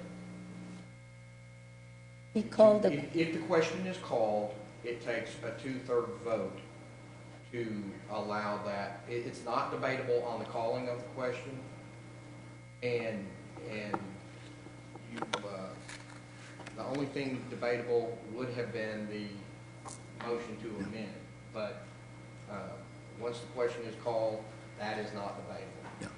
And then you vote on that. Yes. And that's under Robert Rules of Order, which we have not adopted. I'm simply trying to get across that this court expressed a desire to get a living wage. We failed to do so, and this is an opportunity to revisit that next year. Has not adopted Robert's Rules of Order officially. We have not located So it. we're under whatever rules we want to, so you can't talk, we can do whatever we want to do. Is that what you're telling me? Because he can't stop Is that what you're telling me? What I'm telling you is, as a matter of practice, this court has followed Robert's Rules. As a matter of practice, what I have allowed since being elected here is I've allowed each of you to have your say. I've also had an opportunity to speak, and we need to continue that tradition of civility. Yeah, well, the civility is that, you know, you. Okay, All those in you said favor signify by saying aye. Aye. Aye. Any opposed? Motion carries 3-2 to amend the contract for. No. That was on the call of question. On the question. You better get it right, Judge. See, that you can't You get can't just run through stuff. You can't get it right. Okay, well, first we're going to vote on We the, just voted to do away with any more debate. That's right. On the call of the question. That's It right. passed. all right. Okay. All those Now in vote on the favor amendment. of the amendment signify by saying aye. Aye. Aye. Any opposed? Nay. All right, motion, the amendment passes. The contract will be Negotiated negotiated for 1 year. 1 year. And if All it right. doesn't How agree, about you- you bring it back to Voting on council. to amend the contract? Uh-huh. Legal told us we couldn't do it.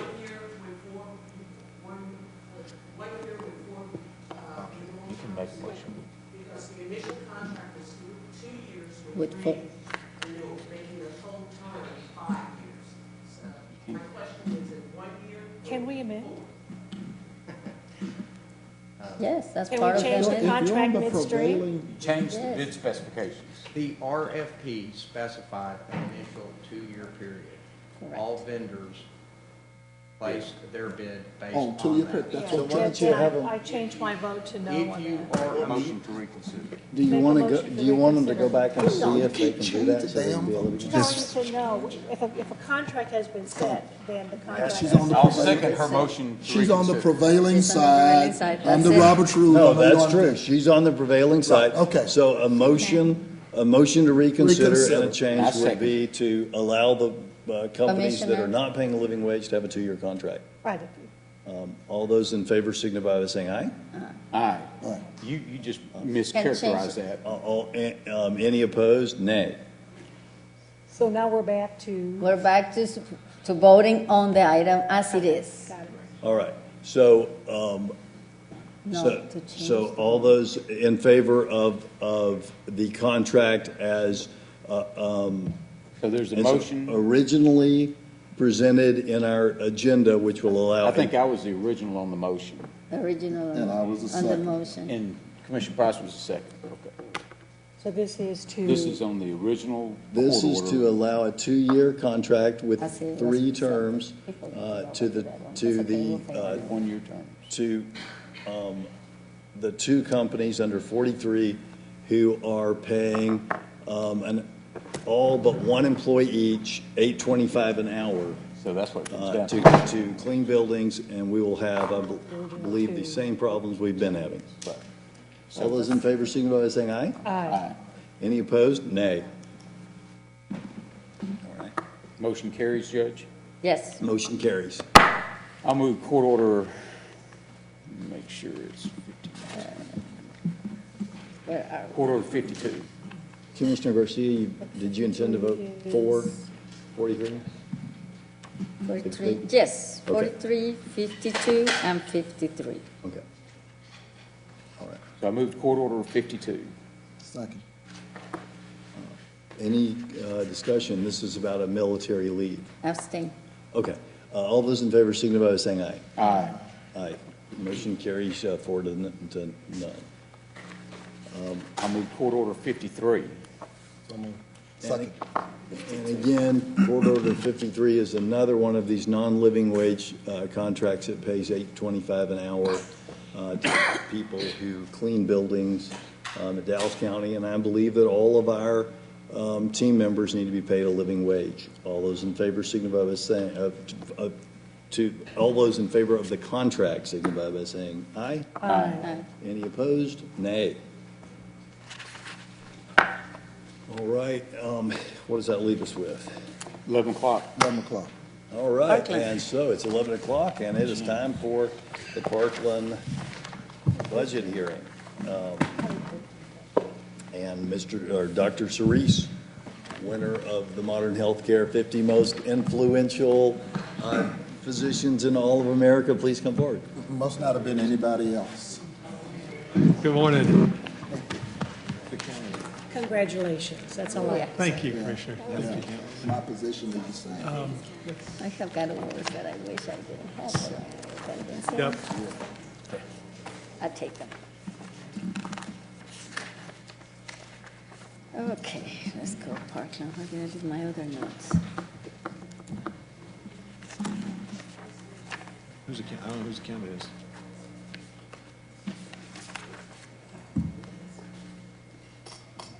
Where are we going to start, Dr. Seuss? If you've got the papers, I can start without the. No, I mean, I have everything you send us, so we start whatever you want us. I got that and then some. A lot of hard copy, and we'll work from that. Yeah, I got it. At least I saw yesterday that they had, that each commissioner at least asked one question or two. And I had 14 questions. I use more, but I mean, they got answers, so I mean, I'm not gonna bother you with more than.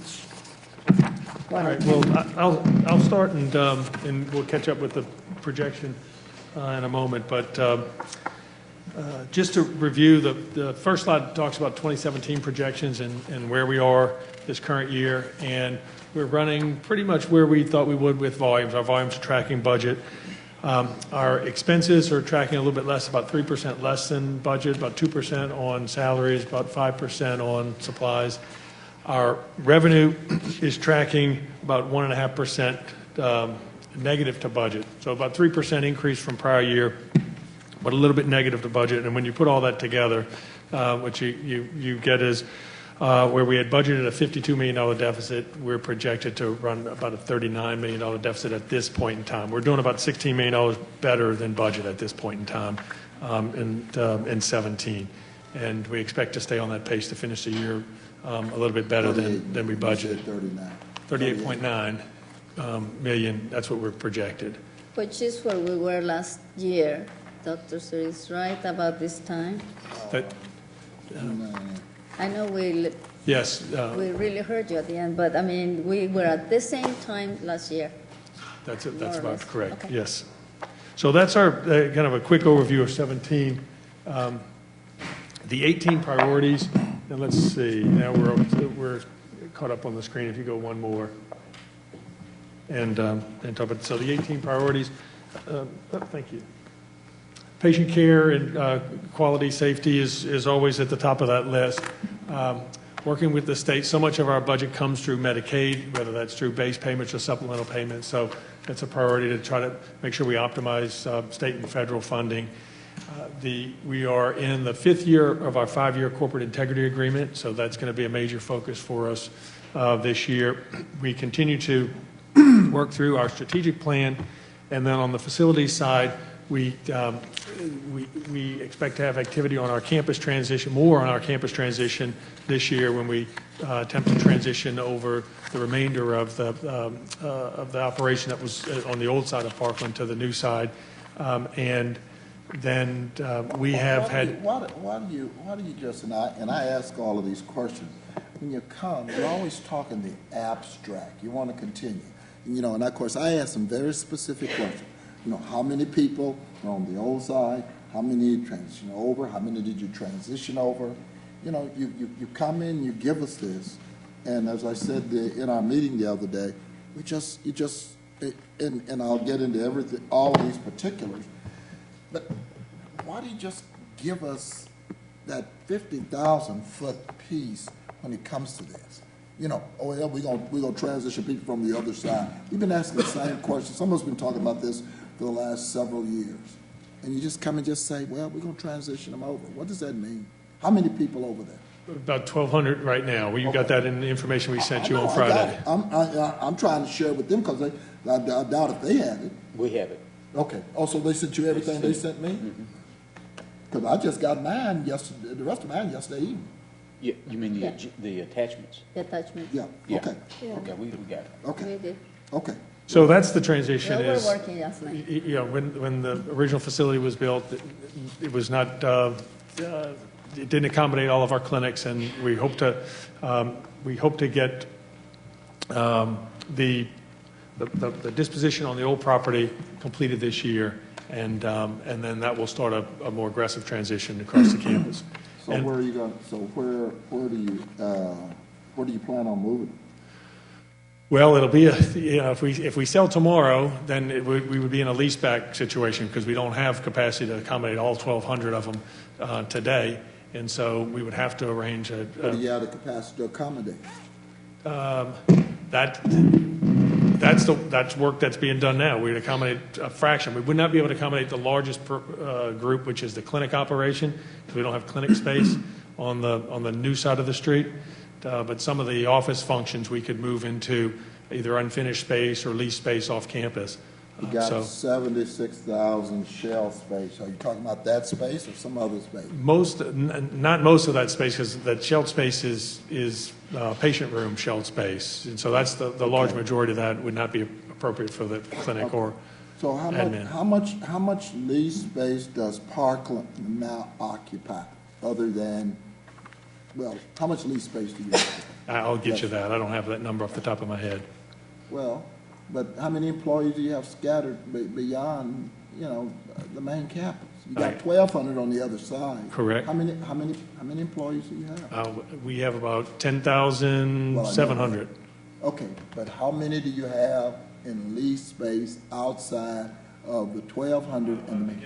Boy, I don't know that off the top of my head, sir, but we can get that information to you. We're in a number of leased facilities. We're in Chase Building, we're in a building on Stemmons, so we're in several different leased spaces, primarily for office and support functions. But we can get you the details. I can get you a specific number on that. How many and at what cost? We will get you that. Okay. Okay. So, and then the final piece is, our foundation has approached us over the past couple of years about supporting a movement of our breast center activities out of a lease space on Maple Avenue, which is tight, cramped space, into a facility on campus, and they have committed to raising funds to build out space to develop a breast center on campus. And so we will be doing planning around that. Won't be doing construction of that, but we will be doing planning around that this coming year. Yeah, what you did planning to move over to the other side of the street, and I think some of us at that time, and you go back and pull the record, said you hadn't planned well. So is this move, this $40 million move, contemplated to be sufficient with regards to the breast center? It is. And where do you contemplate moving? Excuse me? Where do you contemplate relocating the center? It will be on the top of the ambulatory surgery center. We'd add 2 floors to that center. Would not, they wouldn't need all of that space, but would need about a floor and a portion of a second floor. And that's already, is that programmed into the $40 million? Yes, it is. At what rate? Per square foot? I don't know, but I can get you that. So the 8th and 9th floor are, that's your shell space? In the new hospital, correct. Okay, and you plan on moving this to where? Oh, on top of the ambulatory surgery center.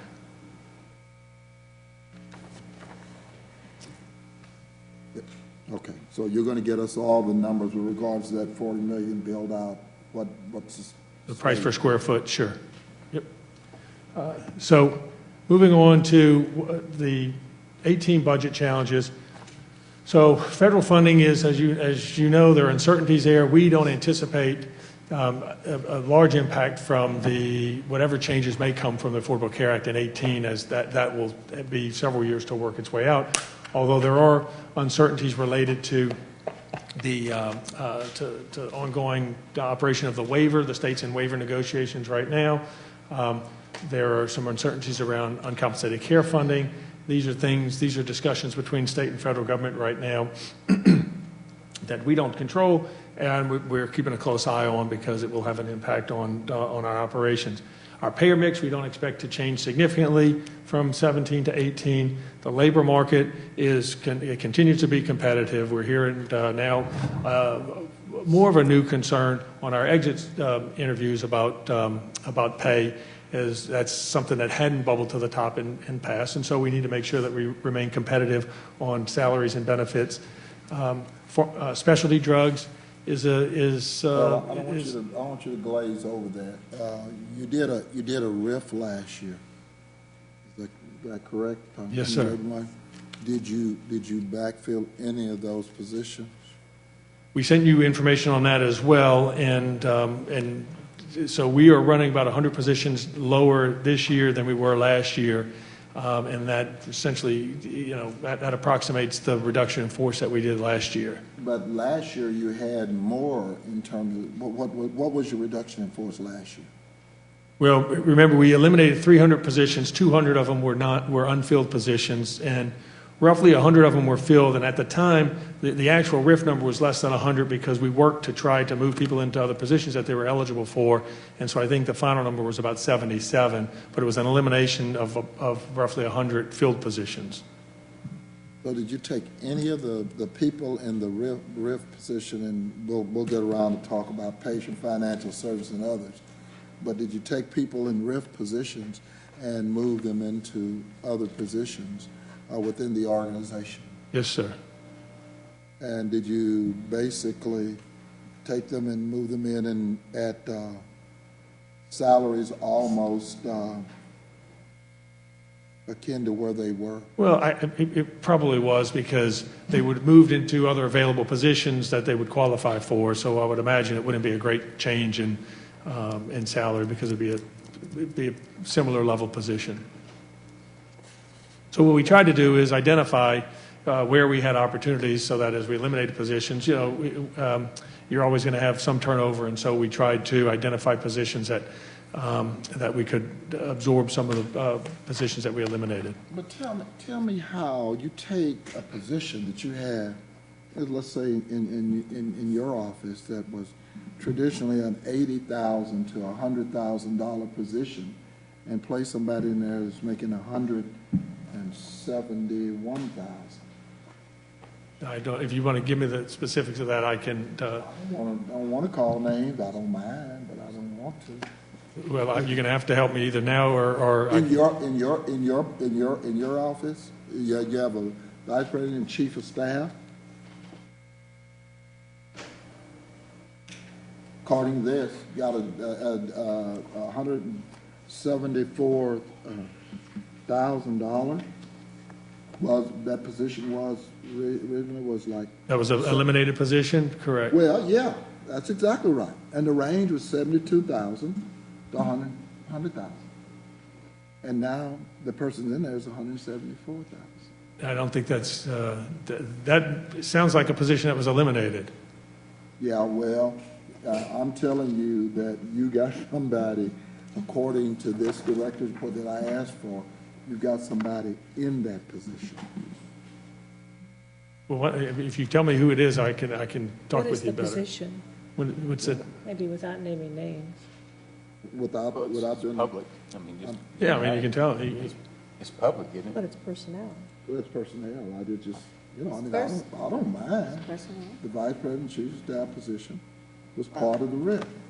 And, as a result, you moved someone in there, upgraded a role, to an administrator, and like I said, it went to $174,000. Well, probably, Commissioner Press, you should put it on writing and, for... Well, I extracted it from writing. That's I didn't see that one in in the questions that I saw. No, but did you see all I that? know, I saw the list, but for me, the list without the question or the complaint specifically is hard to follow where we're going. Okay. I like to see everything in advance so I can think about it, ask questions, and if the question is relevant, I'll bring it here, but if not... That's what I was doing. You don't know nobody by the name of Irina? Okay. Okay. I'm trying to be as, So there were two positions in our office. One was a chief of staff position that was eliminated. One was my executive assistant that retired, and we combined those functions into one position with a higher level person. So that's the result of what you're seeing there. Yeah, well, they were riffed. The person was riffed and then wound up. And I did talk to your former person. That's the reason I know about it. Right. Okay. Yeah, so that position was eliminated. Then my executive assistant retired, and so we upgraded the function and are doing that with one individual rather than two. So it went from basically a $72,000 to $174,000 position. It's a combination of two positions, and if you look at it in total, it probably went from about 250 to 170. It was an overall reduction. Did you all get my email with regard asking you about the A&M invoices as well? I don't recall seeing a question about the invoices. I assume everybody from the chairman on back. What is it we can provide that information? I asked about the invoices. A&M is still engaged, correct? Yes. Okay. And annually, about what is A&M charging? That contract is about 1.2 million a year, I believe. 1.2 to 1.3 million a year. And you said this is the last year. This is the final year of the corporate integrity agreement. Okay. I need to know exactly. I asked how much, what was the amount of invoices. I think I sent Judge Roden. Didn't I send you a copy of that as well? Okay. I just want to, I want a copy of all of those invoices. We can provide that. The amounts. Okay. Okay. And the employee, you sent me something about the strategic plan as well. Is it in this? No, it's not here. We sent you a one-page summary of that, right? Yes, on the amendments. Well, okay. Well, my problem was last time we were here, we were talking about everything from employee engagement. I know we're waiting on that, and we're going to get that next week. Employee engagement survey. Yes. Okay. And one of the things that we talked about last time you were here was Parkland culture. You talk about Parkland culture as part of the strategic plan project. So what is the project? What are the action plans of the project? And I just found it interesting that one of the persons who's dealing with culture is one of the same people that I've continued to have complaints regarding. So the work around engagement is focused on a couple of things. One is patient experience, and two is employee engagement. So the work, I'll give you a couple of examples. Around patient experience, we're doing, we've begun, in addition to, we track regularly our patient satisfaction scores. When patients are discharged from the hospital, from clinic, they have to administer, they respond with surveys. We track that. We track it by unit. We track it by area. And then we action plan around, if it's an issue of communication. So it's the employees that I'm concerned about. Yeah. So, but obviously for us, the culture issue is centered around the care that we deliver, and so that's a big part of when you ask about culture, how we're addressing that. That's a major part of it. But the part of the culture is the employees. Correct. So it's both pieces, right? It's the patient experience and employee engagement. If employee engagement is good, that's going to translate into better patient experience. Exactly. Right, and so we're focused on both of those pieces. So part of the patient experience has to do with employee training. We're doing customer service training that's been rolled out. We've piloted it in a number of areas now, and it's being rolled out throughout the organization as well. And we're doing training around employee development. You may have heard of our Pledge program. But we've got several cohorts now going through a program of employee development, trying to address our leadership so that and we got some of the same people in the Pledge program that we're getting complaints about in lacking leadership skills who nominate people to the program. Yeah. No, those are the complaints I'm talking about getting into my website. Some of the same people that are in this Pledge program Right, well, that are part of the nominating process for employees to be in this program. Well, you know, Commissioner, if you share complaints, and you do this, you share that with us, and we have a group that looks at those things. And so I'll tell you this, I mean, in our training programs, our development programs, you don't want to exclude people that you think may need help in development. And so it's a program that focuses on developing our leaders. And so it's going to be broad-based and covers a lot of people. But I'm still getting complaints about it. And that's the reason I'm looking forward to the employee engagement survey to see if it tracks the complaints. They're the same. I mean, how do you take someone who is supposed to be part of strategic planning and make them a leader over employee issues?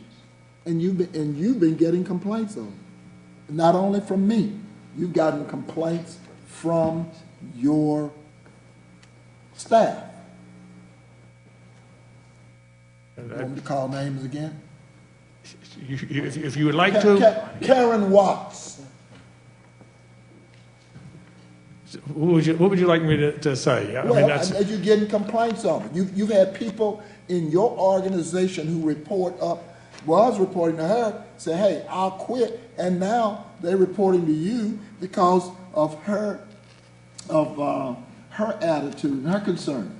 And I've gotten a ton of complaints, and I continue. I said that in the board meeting. yeah. Well, first off, that's inaccurate that somebody's reporting to me because of her complaints. So I don't know where you're getting it. Mary Callis is not reporting to you because she complained about Karen Watts. That's correct. Was she reporting to Karen Watts before she started reporting to you? I don't believe so. She was.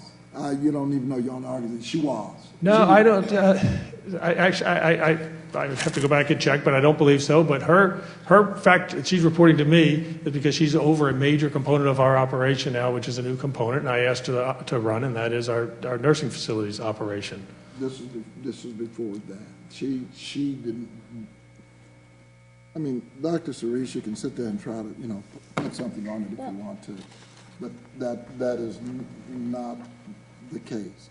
You have a goal of enlisting 40. So, Commissioner, this is important. When you brought this up, the last time you brought this up, and I went back and talked to our staff at the hospital, and when I asked someone if that was a concern and that they bring that concern to you, they told me that didn't happen. And so I don't know how else to respond to. I don't know how else to respond to these issues other than, if there's a legitimate concern raised, we have a process to address it in the organization. Well, that's what the employee engagement survey is to do.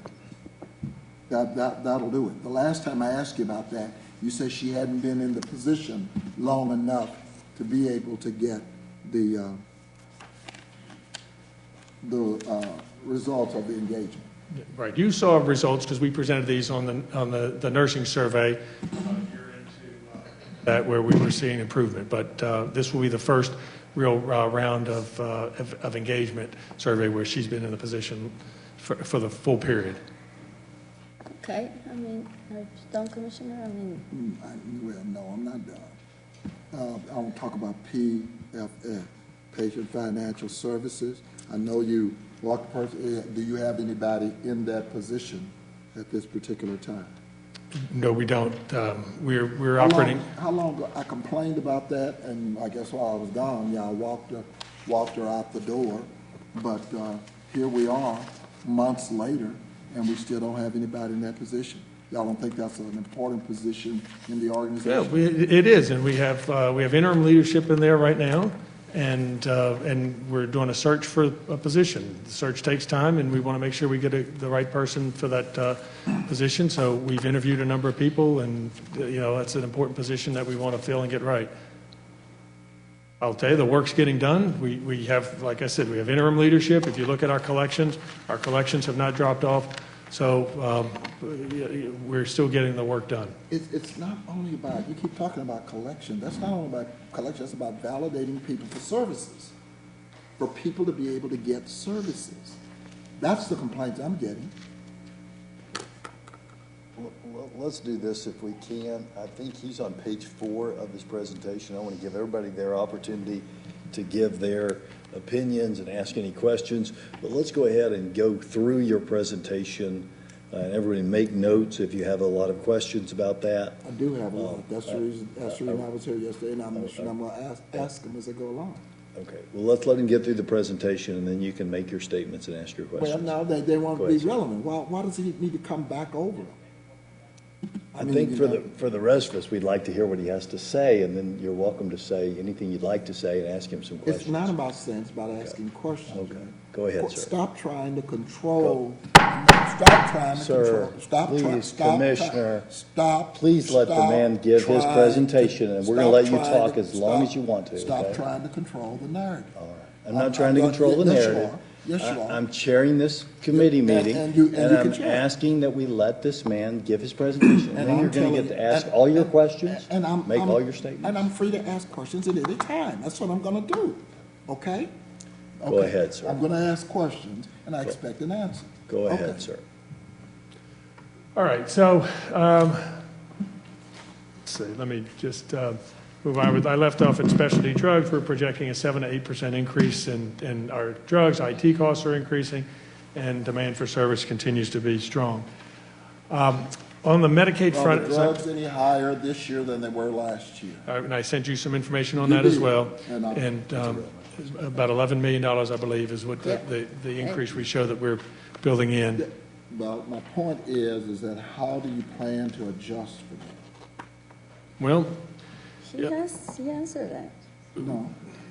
Commissioner, again, if we could just let him give his presentation, and then we'll have ample time to ask all the questions, make all the statements. And so he goes back over the same stuff he's already been over. I just said that. Okay, so Dr. Cerise, how would you prefer to do this? Would you prefer to answer all these questions as we go along, or would you prefer to give your presentation? Don't put him in the middle. That's what I said. Hell, All right, all right then. Let's go ahead and let him do his presentation, and then we'll take all your questions. So how do you plan to adjust for that? all right, let me do this. I'll answer that. Basically, our pharmacy group is very aggressive every year, from 340B pricing, where we get great discounts, to trying to push more of our activity onto the outpatient area where we can get those discounts. In jeopardy? There's a federal discussion around 340B right now, but it's one of those uncertainties. We think our program is more safe than others because it's well within the original intent of the 340B program, but as are a number of things, it's going to be dependent upon federal action. So on the Medicaid front, remember, this is where we see, you don't see the numbers as well, but the blue is our uninsured, and the red is the Medicaid. So 75 to 80% of our business comes through Medicaid, and so this is obviously a critically important program to us. And in the Medicaid program, there are a number of supplemental programs that come in to fill the gap between what the base rates pay and what your actual costs are.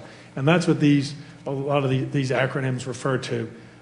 First and foremost, the waiver negotiation that's going on right now with the state and federal government has got to get done by the end of the year.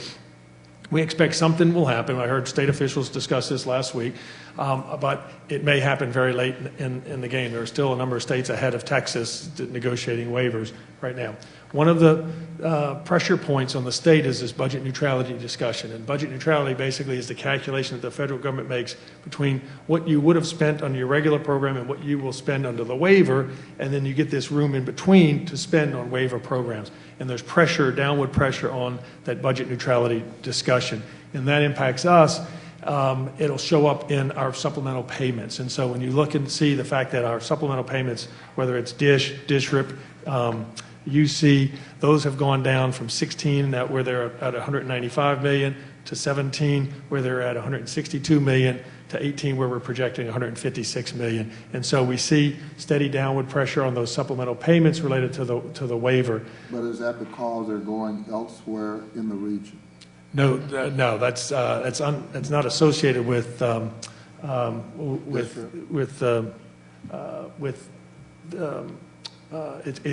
it's due to the downward pressure that the federal government has on the budget neutrality discussion, and so we're not seeing the growth of those programs, and so that's the main pressure there. DSRIP. The program is changing from the way it was structured in prior years. We have been getting 98, 99% of the funds. You have to earn your dollars in this program, and we've been getting close to 100% in that program. And where we're not at 100%, we've been able to roll that over to the subsequent year, the next year, to earn those dollars. So we are doing very well in earning what we can. That program will be changing, and we will adapt to that in the coming years. The NAIP is the managed care add-on program. That is going to be reducing over the next 10 years, 10% a year. So we will see some steady reduction of that. We'll have to replace those funds with other mechanisms in future years. The QUIP program is the Nursing Home Quality Incentive Payment Program. That's replacing the old nursing home program, which was called MPAP, and the funding for that is substantially less than prior years. So it was about a $12 million item for us. In 16, it'll be about a $4.5 million item for us in 18.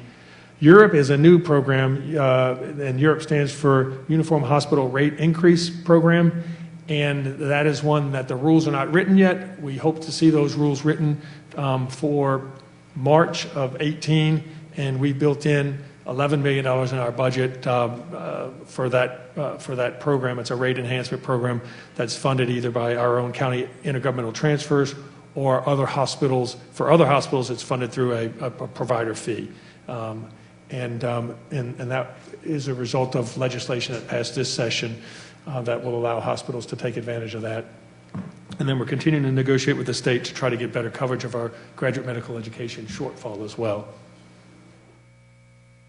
In terms of assumptions in the 18 budget, we are looking at, we modeled in a 2% merit increase as well as a 2% broad-based incentive-based payment. So that increase would not be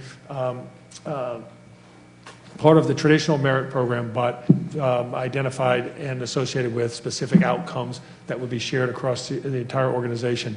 What does that represent, though? 2% represents what? 2% of our salary budget is around $14 million. And then 2% incentive-based pay is what? Well, it's the same thing. 14. So both of them, what percentage of that is executive? On the information we sent you was, I think, directors and above, and it was 214 people, about 5% of the total payment. 5% of the 14 million? No, yeah, that's correct. That's correct. But it's based on it's attached to an incentive plan. That is and correct. Everybody meets it, like we were told last year. Last year, you send us all the requirements and you send us all the incentives requirements. You will send it to us again. Of course. But the executives, basically, is this directors and above? This is the 5%? That's correct. 5% of 14 million. That's 1.4 million, something like that. I think the total on that for the incentive was 825,000. Oh, you're not doing 5% of the 28 million? That's doing 4% of the, you do 4%, that gets you 28 million, then 5% of that. So, trying to do math at the podium, but if... What did you say, Commissioner Trozo? You're saying that? I didn't hear 28 you. million. You said 28 million. Well, yeah, so if it's 14 million, 10%'s 1.4, 5%'s 700, so it's going to be a little bit more than that. Okay, so you say it's a 5% of 14 million. Correct. Okay. And that's the 5% top. Okay, gotcha. Thank you, Dr. 5% of 28 million. 1.4. 1.4. You do the whole 4%. If you do, that's correct. Yeah. Is it 4%? It's only 2%.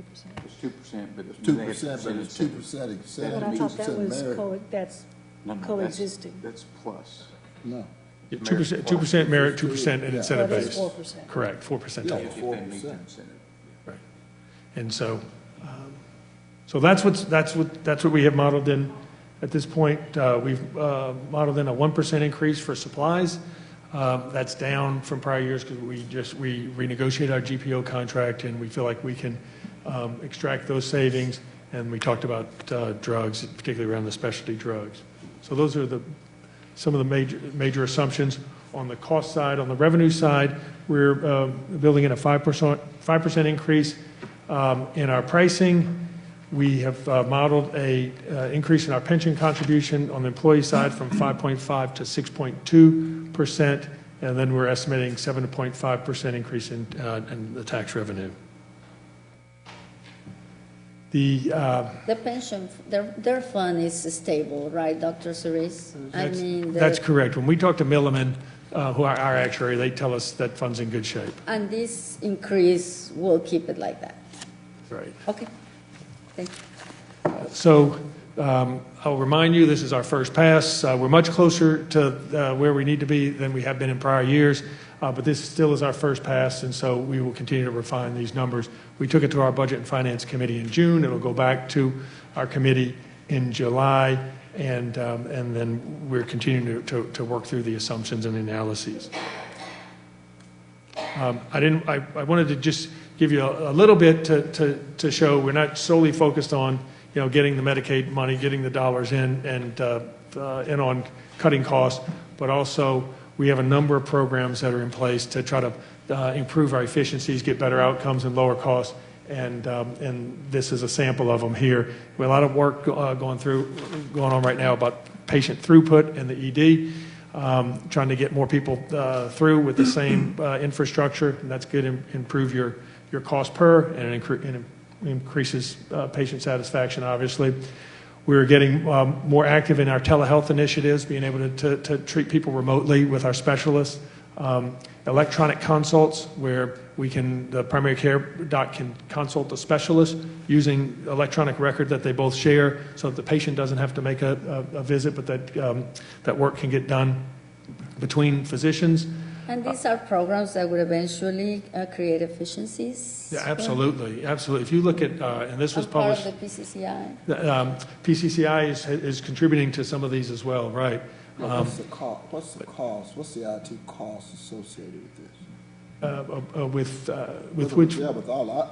I think I'd ask you, what was your IT cost? Yeah. Right, and we gave you some information on the IT costs over the past few years as well.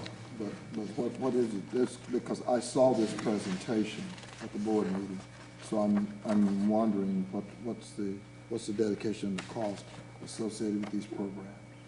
I'd have to break it out, but I can get an estimate of that because most of these have an IT component to them. Yeah. But I'd have to see how I could break that out. Most of this is using our core staff and directing activity to these as our priorities. But I'm sure I could get an estimate of cost for each one of these projects. That was here. I saw that question. And if you've got questions about any of the individuals, I can go into it. But there's a number of programs that we're doing to both reduce costs and improve the patient experience, improve quality. I'll move on to our volumes, and you'll see trends for a number of measures. This is our summary measure. It includes our inpatient and outpatient components summarized, and you can see we're projecting about a 4% increase from prior year, and over the past 4 years, that's about a 22% increase. On the hospital discharges, again, the modest increase, 4 to 5% on our hospital discharges. We're modeling 8% increase on our deliveries.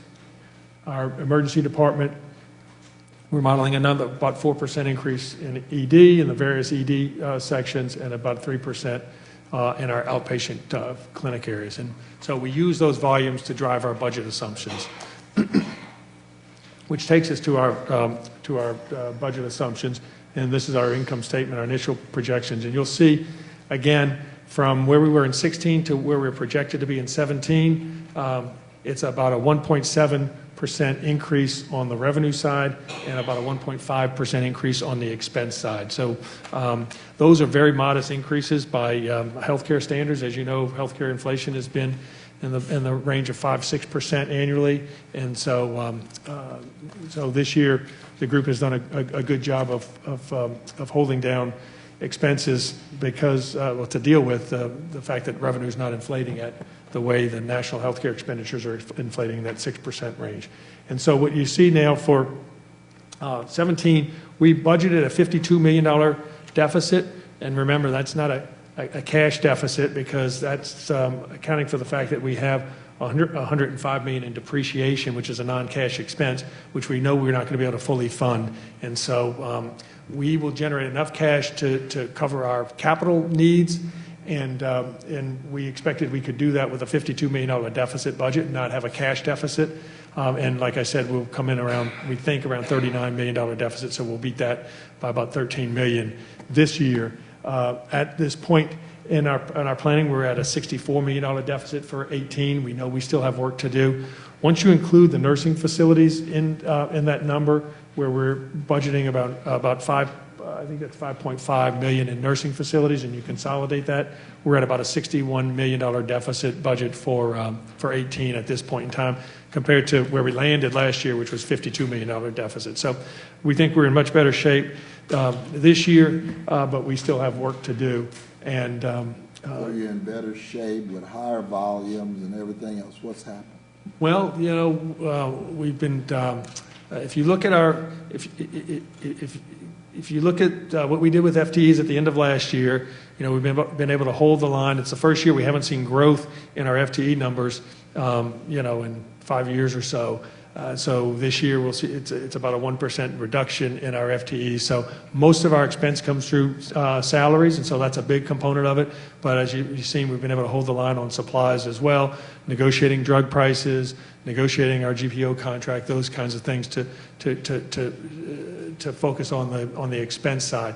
And then when you look at our cost per our expense, which is the way we track things, our cost per episode, or our FTEs per adjusted occupied bed day, because volume's up, those numbers look a lot better, because, you know, if we don't increase our expenses but our volume goes up, then our ratios are going to get much better. And so it's a combination of cost reduction, managing our costs, and our volume going up. You keep saying you haven't added any employees.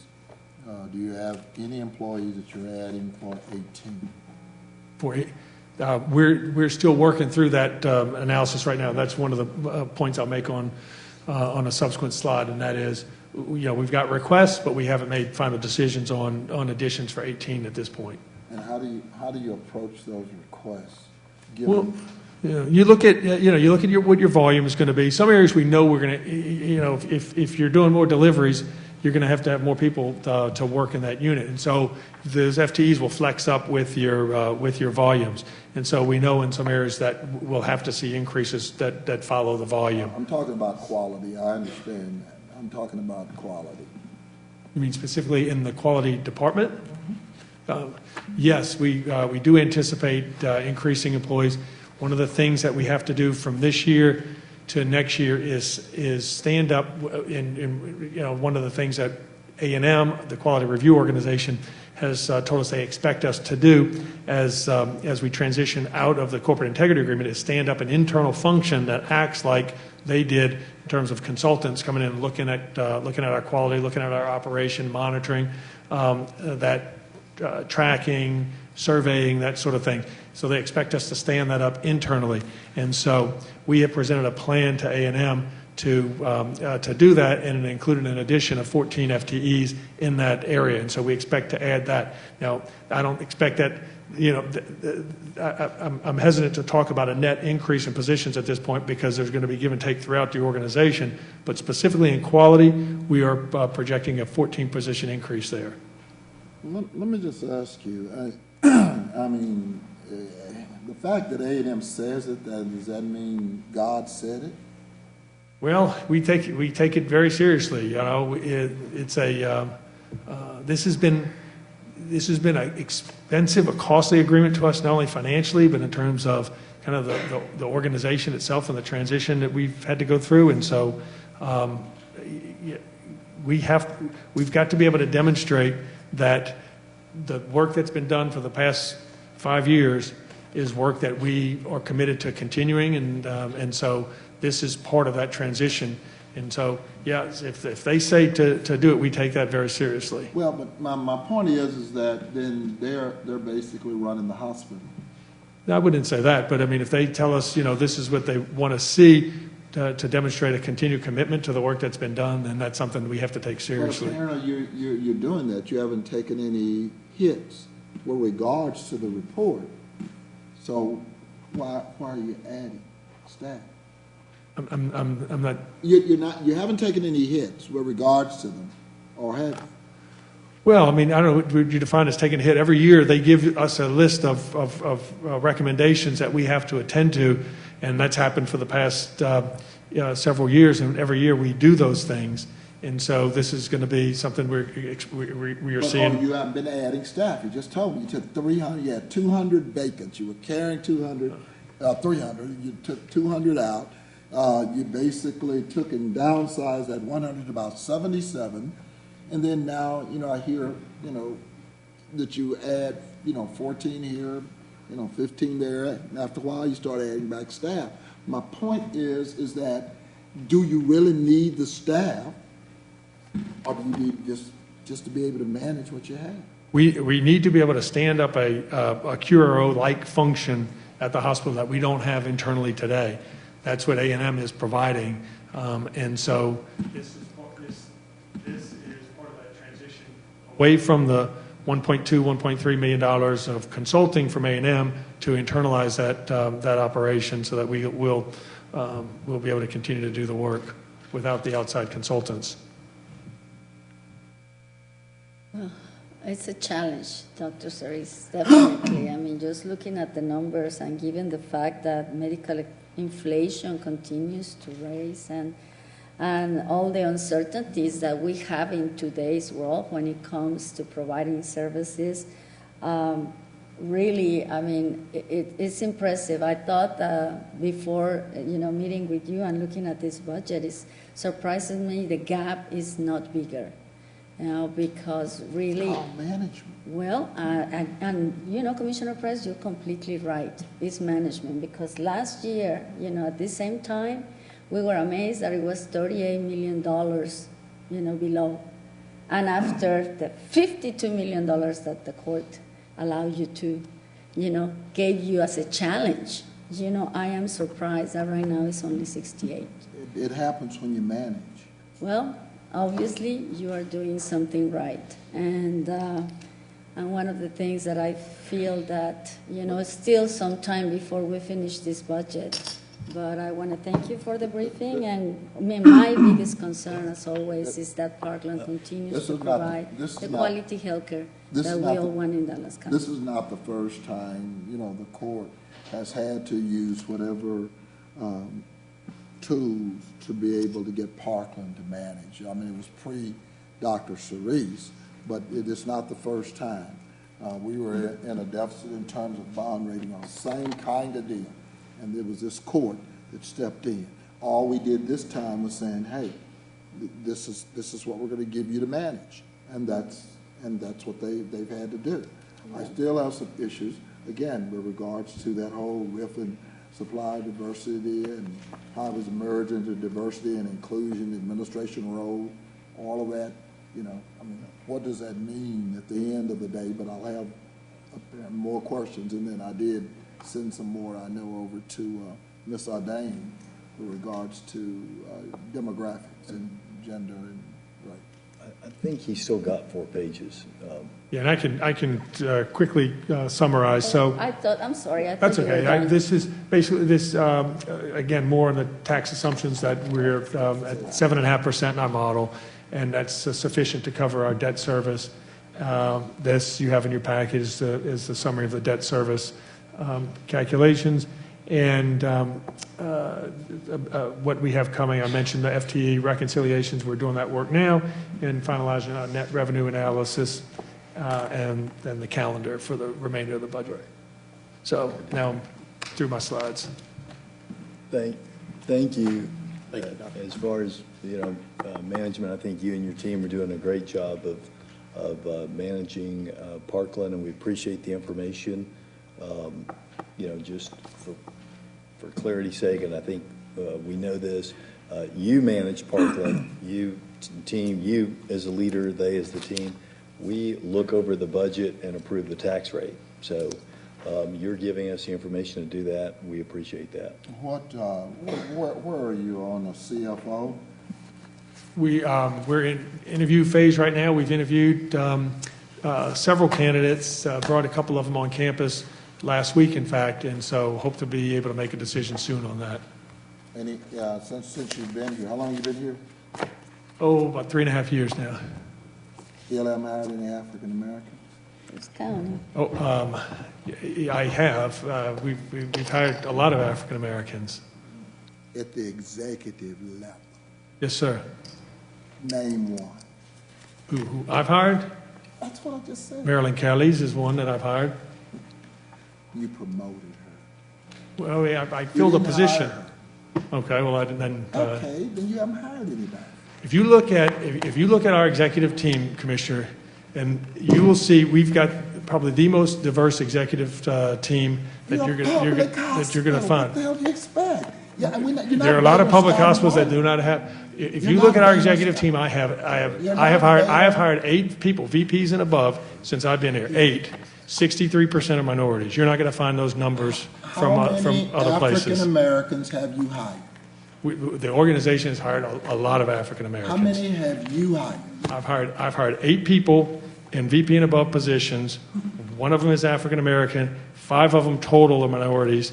63%. If you look at our minorities from 2013, VP and above, we've gone from 19% to 33%. Significant improvement. Ethnic minorities. All right. Well, you can get you the breakdown too, but it spreads. It spans. I just sent that over. Happy to give it to But you. you've not hired We'll one. put our record up against any system out there. I'll be happy to give it to You you. have not hired one. That's not true. You've not hired one. Okay. Well, the record will speak for itself on that. You won't That's get us the exactly data, right? Right. Yeah, well, Happy to. I've asked for it, and then she's sending it over, supposedly. All right, any other comments, questions, statements about Parkland before we wrap up the budget hearing? Hearing none, thank you so much, Dr. Sir. Thank you. All right, and this takes us to our public speakers, of which we have 5.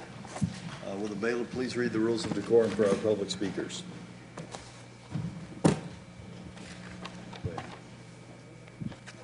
Bailiff? Please, yeah. Okay.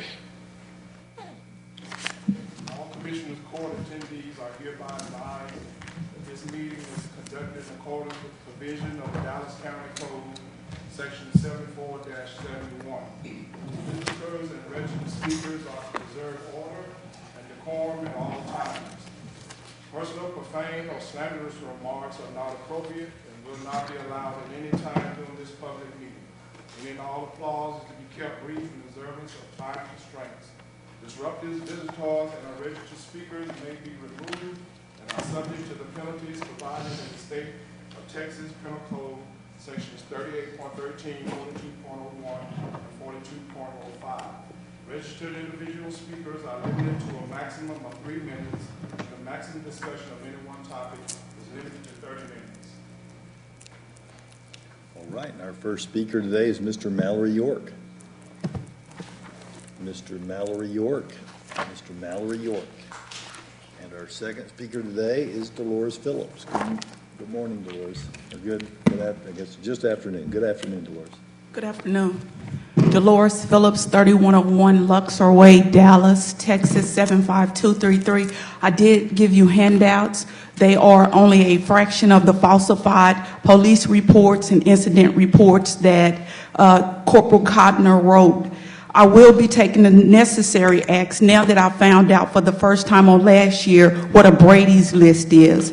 I will be taking the necessary steps to make sure that Corporal Cotner is placed on the Brady's list. I will also say for the public that anyone that was arrested by Corporal Cotner from October 25th, 2013 until present, they can question if that arrest was valid. What I do want to say is, in humblest humility, on those falsified police reports, Corporal Cotner said I volunteered to go to Green Oaks. That's a lie. They released only 5 to 10 minutes of snippets from the 2-hour-plus video of our meeting on the first floor in the lobby of the Dallas Police Department. You see me with my UTA social work shirt on. This was purchased in 2015 when I became a student for social work at UTA. I was dropped from the social work department because I refused to open, and it needs to be known exactly what is going on here. All the 700 plus Dallas police officers that left and are leaving was failed by what was massively unleashed here. The gentleman who came and let it be known that he'll be leaving on tomorrow after great years of services here said that he was leaving, not going to Dallas Police Department where they need officers, but somewhere else. That is a telltale sign that something still is not right in Dallas. I'm going to be the one to humbly endure to give it back in peace and truth, to say you don't have the right to try to blackmail, bribe, or intimidate a witness to ongoing corruption and an ongoing cover-up. And I will be the one to give it back to you in peace and truth, because Eric Jackson, the Honorable Special Agent in charge at the FBI, do not know that he has inherited a catastrophe that is the greatest injustice against humanity that started right here in Dallas, Texas. So as far as being bullied, that's not going to work. Knocked down, shot at, not going to work. I'm going to give it back in peace and truth. And I do say that sexist racism is at the core. Thank you for listening. Thank you. Ms. LaQuia London. Ms. LaQuia London. Ms. LaQuia London. Mr. Kwame Chokwe. Sorry. Good afternoon, Mr. Chokwe. Well, good morning to each of the commissioners, and I'd like to start by quickly acknowledging and bringing greetings from the Africans in Dallas County, particularly the African males that Joshua delivered the Honorable Commissioner John Wiley Price from the jaws of the belly of the beast. And for that, we're truly thankful. You indeed are not just our man downtown, but you are our hero. I'm your elder, but you are my hero. This is a statement of victimization of my African male body and soul by white and colored female terrorists extorting welfare dollars while occupying space at the Dallas County Law Library and the office of our man downtown, the Honorable John Wiley Price, on June 27, 28, 2017. On last Tuesday, June 27, circa 4:15, I entered the law library located inside the George Allen Senior Building, only to be greeted by the vile, icy, hate-filled stares of 4 white girls sitting on their duff. When I inquired of the one sitting closer to the entrance if I could get a copy of a motion for continuance for a Texas Rules of Criminal Procedure, the white girl put the notebook of master originals back in place and stoically and curtly told me where all of the Texas Rules for Criminal Procedure legal books were, as she pointed to an aisle with maybe 15 or 20 or so books. I then told her that I would like some assistance on which one of the books I could find such a form in. With affect of Data and Spock on Star Trek, she coldly and more sternly repeated that all Texas Rules of Criminal Procedure books were in such and such aisle. So I stated to her that it was glaringly obvious that there went the neighborhood in here. Realizing that I was deep in enemy territory, I sauntered on over to that aisle and, as best as I could, to extract what looked like the index volumes and books on the subject relative to my legal lynching, which is scheduled to start next month in Mesquite. I had barely sat down, cracked a couple of books, when another one of the white girls appeared at the end of the aisle. Mr. If we could, assuming that these are adult women, you could not refer to them as girls, but refer to them as women. We're talking about adult employees of Dallas County, correct? Not from their particular behavior, Judge. And I understand you may be upset with them, but if we could, in this court, our rules are that we don't use insulting phrases and women being called girls, that's found to be insulting to women. So if you could, just don't use the phrase girls if you're referring to adults, please. Okay. Well, I will do that, but I'll tell you, I'll also correct something about, the assessment that Europeans, like white folk do. Okay. I'm not upset. I didn't write this upset. But I'm righteously indignant, but I'm not upset. I want to correct you on that. Yes, sir. But I definitely will accord to that. Thank you, sir. If I can pick back up at the sentence. And I'm going to give him a little bit of extra time because we had the clock did not stop. Thank you, Judge. I appreciate it. I had barely sat down and cracked a couple of books when another one of the white ladies, okay? Yeah. Okay, all right, appeared at the end aisle, just as stoically and as sternly said, "Sir, it is now 4:25. Please place all books on the table and leave." There were at least two other persons in the area where I sat. Of course, that white lady never addressed them, nor did she make a generic declaration. The other people, a male and a female, were of course white. At that point, our ancestors insisted of me that I attempt to make appropriate response to this terroristic assault by that inhumane white lady. So I went to the white lady who had singled me out for further assault and inquired of her the name and telephone number of the person responsible for the operations of the library. Of course, she responded in a typical white person's fashion with the phrase, "That would be me." So then I requested the person's name and telephone number to whom she reports and from whom she receives her yearly evaluation. At that point, she retrieved one of the brochures detailing the available legal services provided by the DBA and wrote the name of her assistant manager, who was a white male, of course. As she was writing, I inquired as to her moniker. Chockway, you could just finish up your thoughts. I think even with the extra time I've given you, you're yes, over sir. time. Okay. Well, what had happened is, as I inquired of her name, Judge, and Commissioner Price and others, is that she said, "Sir, we will call security." That was a terroristic assault upon an African male in this country. She threatened me because I asked her name. And then I went on out the door, and she had the nerve to ask me her name. And I told her, "Kwame Chokwe, can you spell that?" Then I went downstairs, Judge, and to try to find out who I could respond to. They told me I needed to come to you. I came Wednesday to call you. You were not in. I didn't get any live person. I tried to call, Commissioner Price, because I know he always wants his constituents, which really are everybody.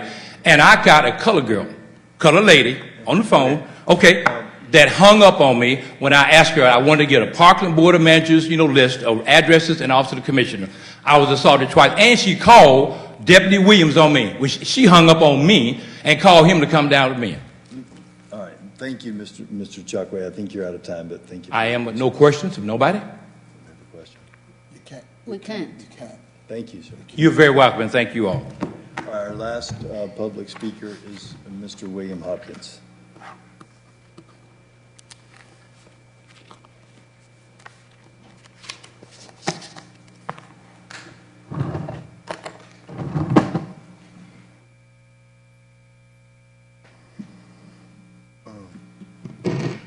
Just thinking I'm down here for Gabriel Bates.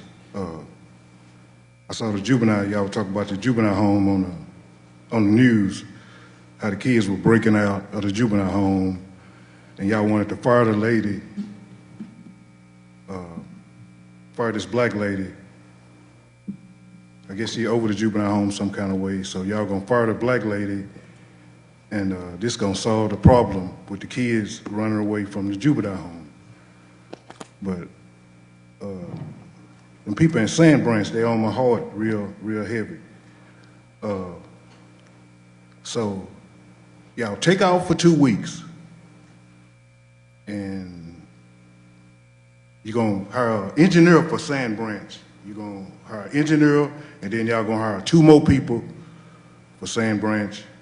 You're gonna pay them like maybe $150,000 or $200,000 to hire another engineer. So John and Cantrell been here about 20 years. John been here about 30 years. So after 30 years, y'all gonna hire an engineer, and you're gonna hire 2 more people for Sand Branch. Is it possible that after y'all hired another engineer for Sand Branch and 2 more people for Sand Branch, is it possible that y'all can sit here 30 more years, Judge Jenkins, And nobody don't say nothing. Cantrell, 20-year-olds, don't say nothing. Nothing happening in Sand Branch. No kind of nothing going on. John, 30-year-olds, nothing happening in Sand Branch. But when the city they get trails in North Dallas for white people.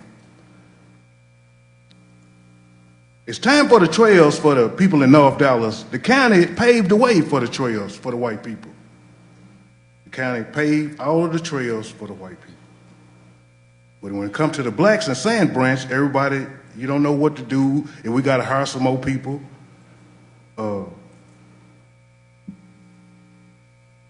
You tried to say something for the people that getting a raise for the city. They told you not to say nothing. Call a question, him and Cantrell.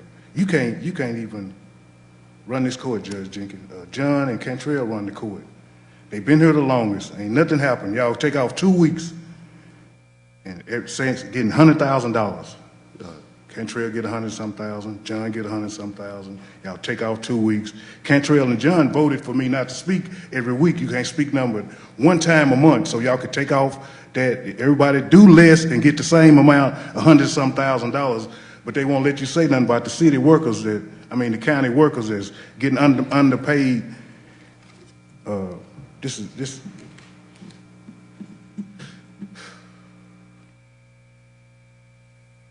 Thank you, Mr. Hopkins. All right, that concludes our public speakers for today. We're going to adjourn in a moment for our closed session under Chapter 551 of the Government Code as previously posted. Any action result of the closed session will take place in a subsequent open session.